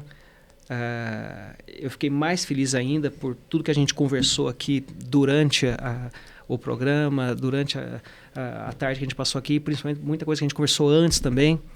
Vocês estão de parabéns. Eu que agradeço a oportunidade de vir aqui, faço votos que vocês prosperem nessa missão, né? Porque isso aqui não é um negócio, é uma missão que vocês escolheram. Né? E me coloco à disposição também para o que vocês precisarem. E eu que agradeço o privilégio de estar aqui com vocês. Nós agradecemos, queremos, né, dizer isso que você falou, né? Agora no final é muito importante, doutor, porque muitas pessoas, às vezes, elas colocam objetivos materiais na vida, né? Quando eu estiver ganhando bem, quando eu estiver bem sucedido no meu trabalho, na minha profissão, aí eu vou cuidar da minha saúde. E agora? Mas não esqueça, se você não cuidar da tua saúde hoje, um dia você vai ter que cuidar da tua doença. Então que forte essa frase. A gente tem que a saúde tem que estar em primeiro lugar, para depois você buscar o teu trabalho, você cuidar da tua família. Quando o avião tá caindo, a máscara, eles aconselham a colocar em você primeiro em você, né? Exato, perfeito. Então, olhe para você com mais carinho, cuide mais da sua saúde, porque um dia vai ter que prestar conta. E eu vou fechar por mal. Com aquela máxima que nós sempre falamos, né? Seja um guerreiro no jardim, não um jardineiro na guerra.